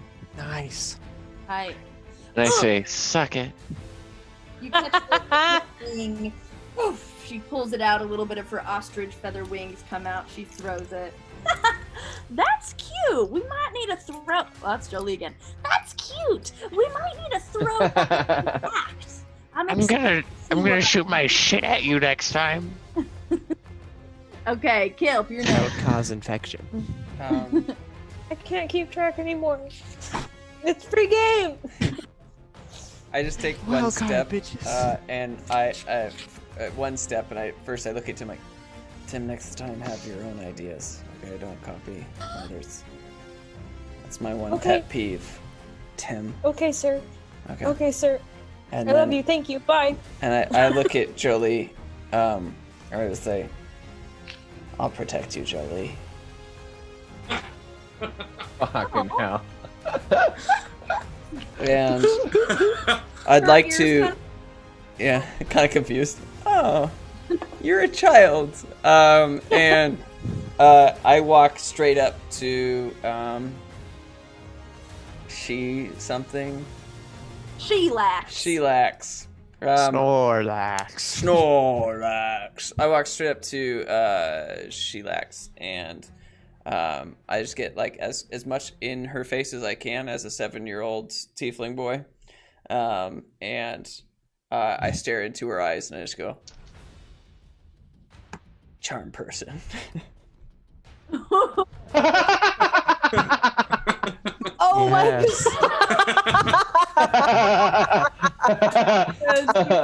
Fucking thumbs up, dude. I like it, dude.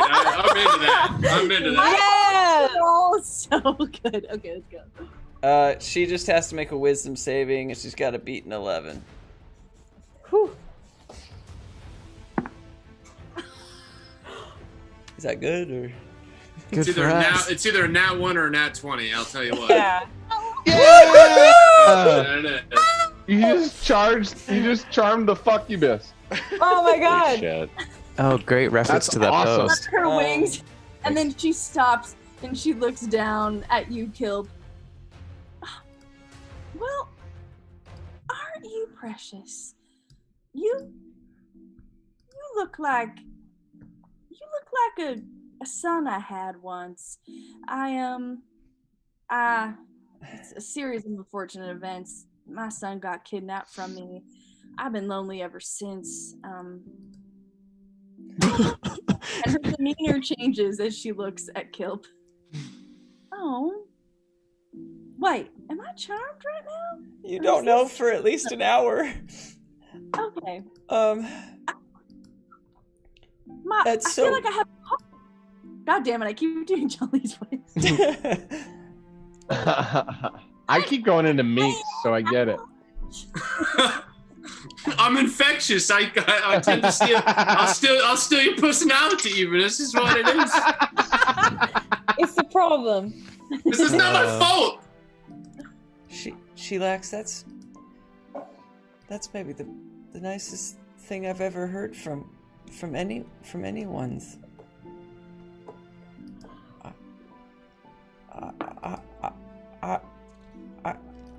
I think I love you, Sheila,x. Oh shit. This Oh my god. emotion that you are bringing to the forefront of your being, but not only was I already mesmerized and inspired. God damn it, Jollie. Not only was I mesmerized. You're a witch.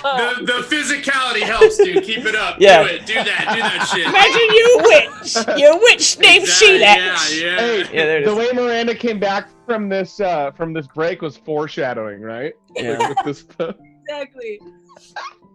The way you performed in your cartwheels, I was already so inspired by you, but watch this little body and that sounded wrong. Nope. Okay, retract. Holy shit, that fucked me up right there. Little body.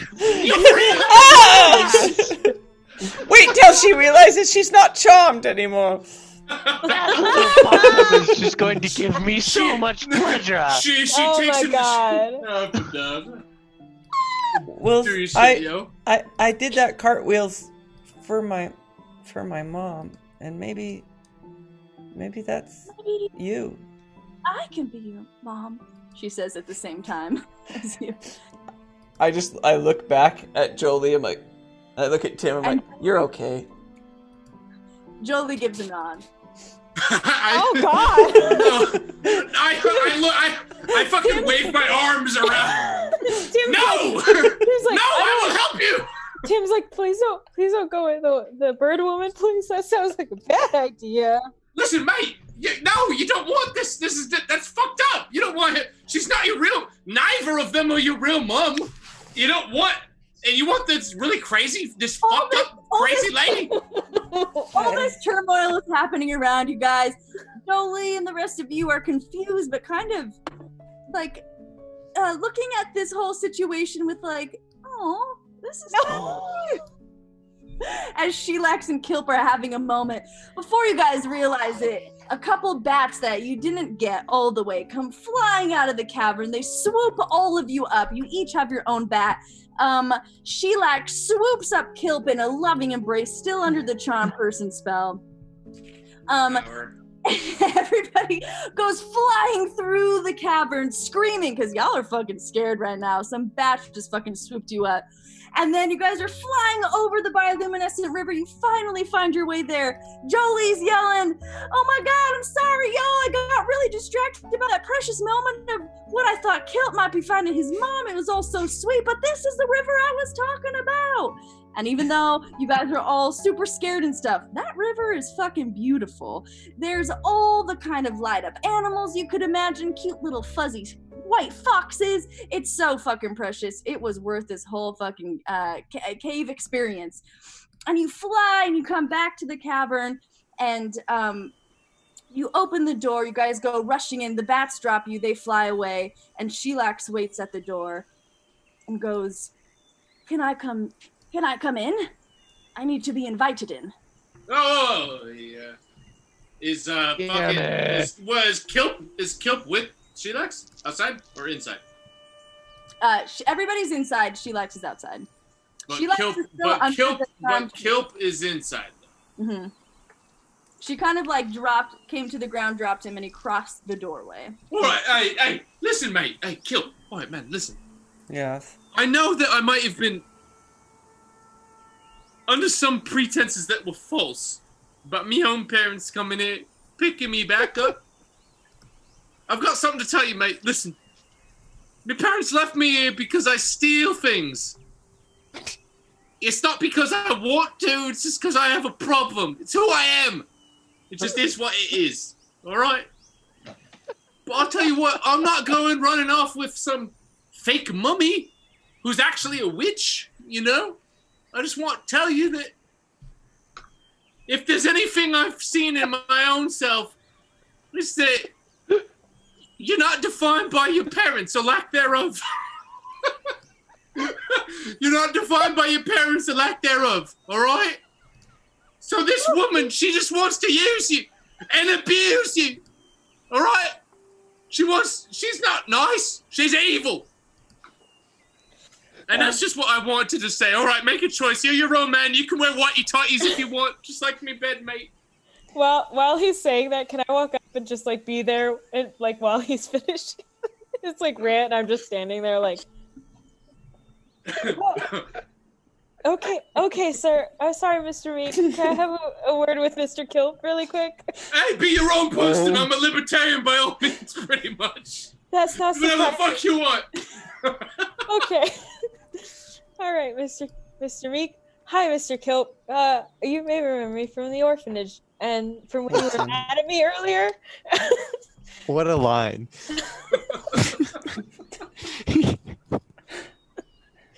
Okay, Tim. What did you have? What is it, Tim? I'm sorry. I called Jollie, our mom. The truth is, I was just following your lead because I kind of think of you more as not just a Mr. Kilp, but he's my bunkmate. Am I becoming the main character of the story? Yes. But, Listen, Kilp, you're the main character of your own life. Just thank you, Mr. take some Meek. responsibility. Thank you, Mr. Meek. He's been here for so long. Yeah. But I think That's really nice. the only reason I did it was because I was following your lead, and because you're kind of think he's like my brother. So, that's all. If you want to go be a weird person's thing, but son, that's cool. I just wanted to let you know. Bye, Mr. Kilp. Bye. I love you. Goodbye. I love you. Walks you by. And then Tim walks away. Kilp just breaks out into this like cry, like I just want someone to be my mom. Oh, Kilp! I walk right up and I give Kilp the biggest hug ever, and I also want to pick his pocket.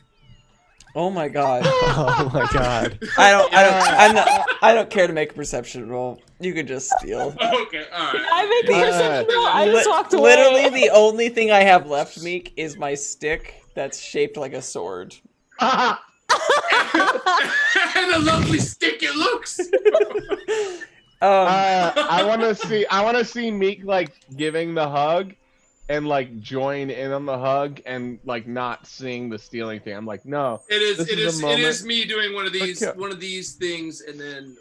Okay. Yeah, and then I come and hug too. It's a disease. This is okay. As you guys are hugging me, I want to say this. Okay, Meek. I think it's time that you proved yourself. Do it, Meek. And I want to cast Jump on him, which I touch a creature and its distance with jumping is tripled for 1 minute. And I just want to say to him, take her out, Meek. Take her out. Oh, let's fucking go. Jump is such a cool spell. If there's anything I've learned, it's that you're usually, even though you're not defined by your parents' lack thereof, you usually are defined by your name. But you know what? Today I will not be Meek. Today I'm gonna be Talavold Romius Wingbolio the First. And I attack that witch. Yeah. Using jump. You can triple your distance. Yeah. I imagine this cabin's small enough that we don't have to measure this, but if you want to, just jump into the ceiling super hard at first. She's just like at the door, like, come in. Literally, I just jump straight up. You get concussed. And I smack into the ceiling. It's either that or I can predict the weather. Like I have nothing to give you. No, I'll jump at her. I'm not gonna jump straight up. That's stupid. Okay. I'll jump at this winch using my claws, dude. No, actually I've got a dagger. You go to jump at her, your dagger in your hand, you're ready to fucking kill this girl. We've had some like character-driven changes happening. You guys are feeling like different people. And as soon as you go to make purchase on her, boom, Meek turns to stone.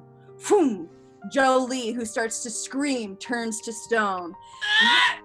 Turns to stone. Fanny turns to stone. Blank turns to stone. Tim turns to stone. No, I don't.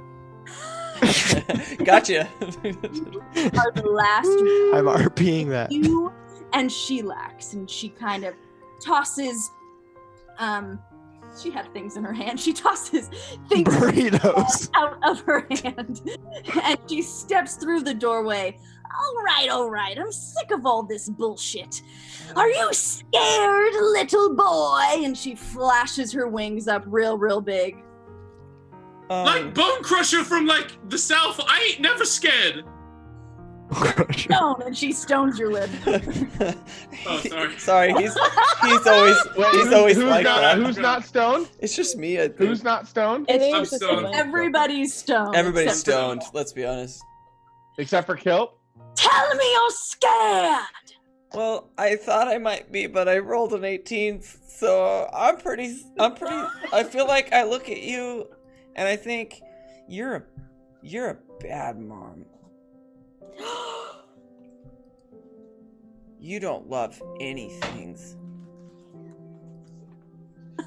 including yourself. And that's not right as an adult. You should learn to love yourself and to love others, just like I have today. Change. It's the time, it's now. Be someone different. Be a new woman's or succubi. Tavern. Or fuck you, Beth. Or fuck you, Beth. My stone heart is You moved. know, this isn't what I thought I got hired for. You oddlings are way cuter than you think. She snaps her fingers. The floor gives out in the cabin. Everybody falls. If you were turned to stone, it was for a moment. It was more of an illusionary effect. You guys fall through the floor into a pile of balloons. You hear this,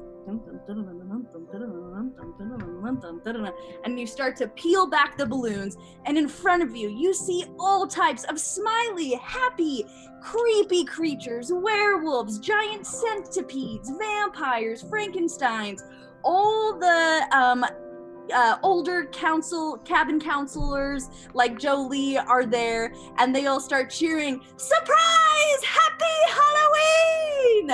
And you guys realize that you fell into a surprise party. Sheelax isn't who she appears to be. She was hired by Jollie.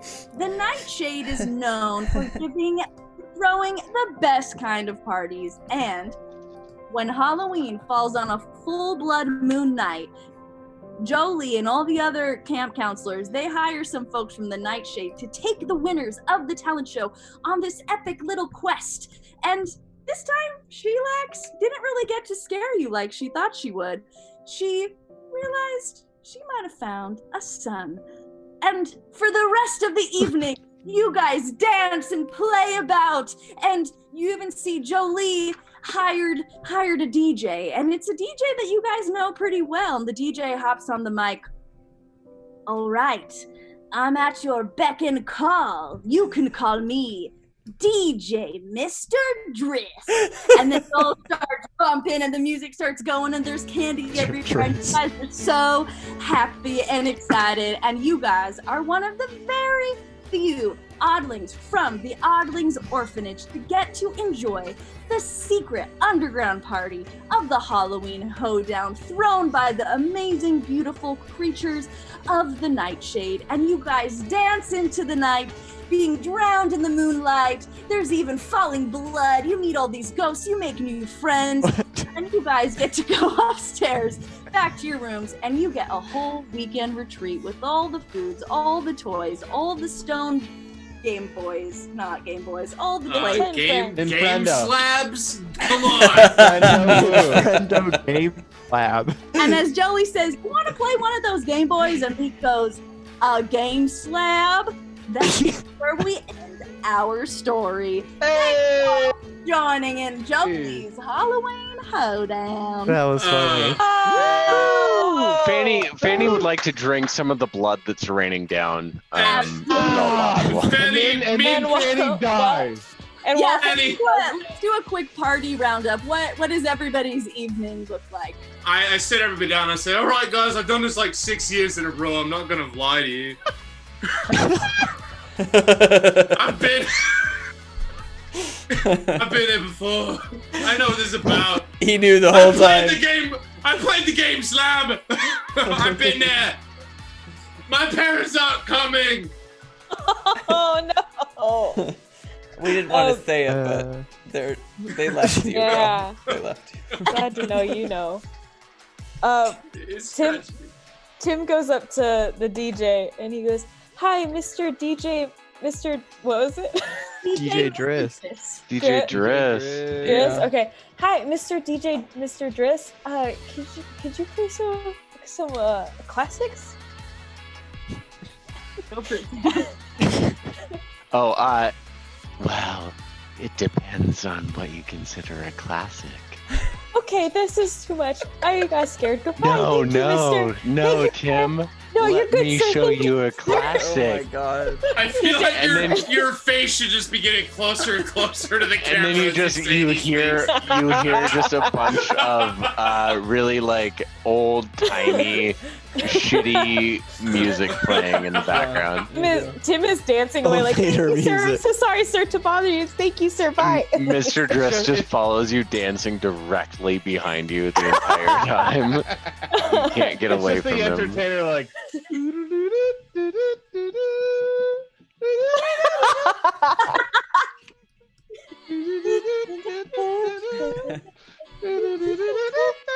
It's just Tim on the dance floor, and that's it. Yeah. Dancing in a rain of blood. Hell yeah. Blanket and Kilt, what do y'all do? You gave a little roundup recap of what your character does at this party to close out the night. Blank just dances around like a savage. Enjoying all of the partying. Grabs a stool. Shows off her cool finger balancing tricks with her stool that she did at the talent show. To help us. Blake. And then The night What? chick Yeah. so impressed. You know, Blank goes Black and curls comes up in a to you. barrel. You know, if you want a little touring contract, I can whip one up for you. I feel like you would be really great on the open mic night circuit in the 4th level of hell.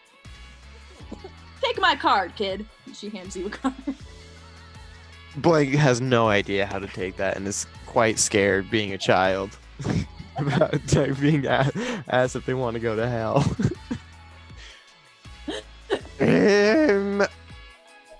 Rex, what do you do? I think Rex is gonna kind of take a moment because he was completely mortified. Like he tried his best when he tried to roar at the bats and it didn't work, and then the whole battle didn't help. And I think he's kind of fed up that he was so scared about something that wasn't real, and so he's gonna kind of remove himself from the rest of the party. And I think he's gonna find a window that kind of overlooks the forest. And this is when Rex kind of has he has a thought to himself. He goes, "I'm done being scaled."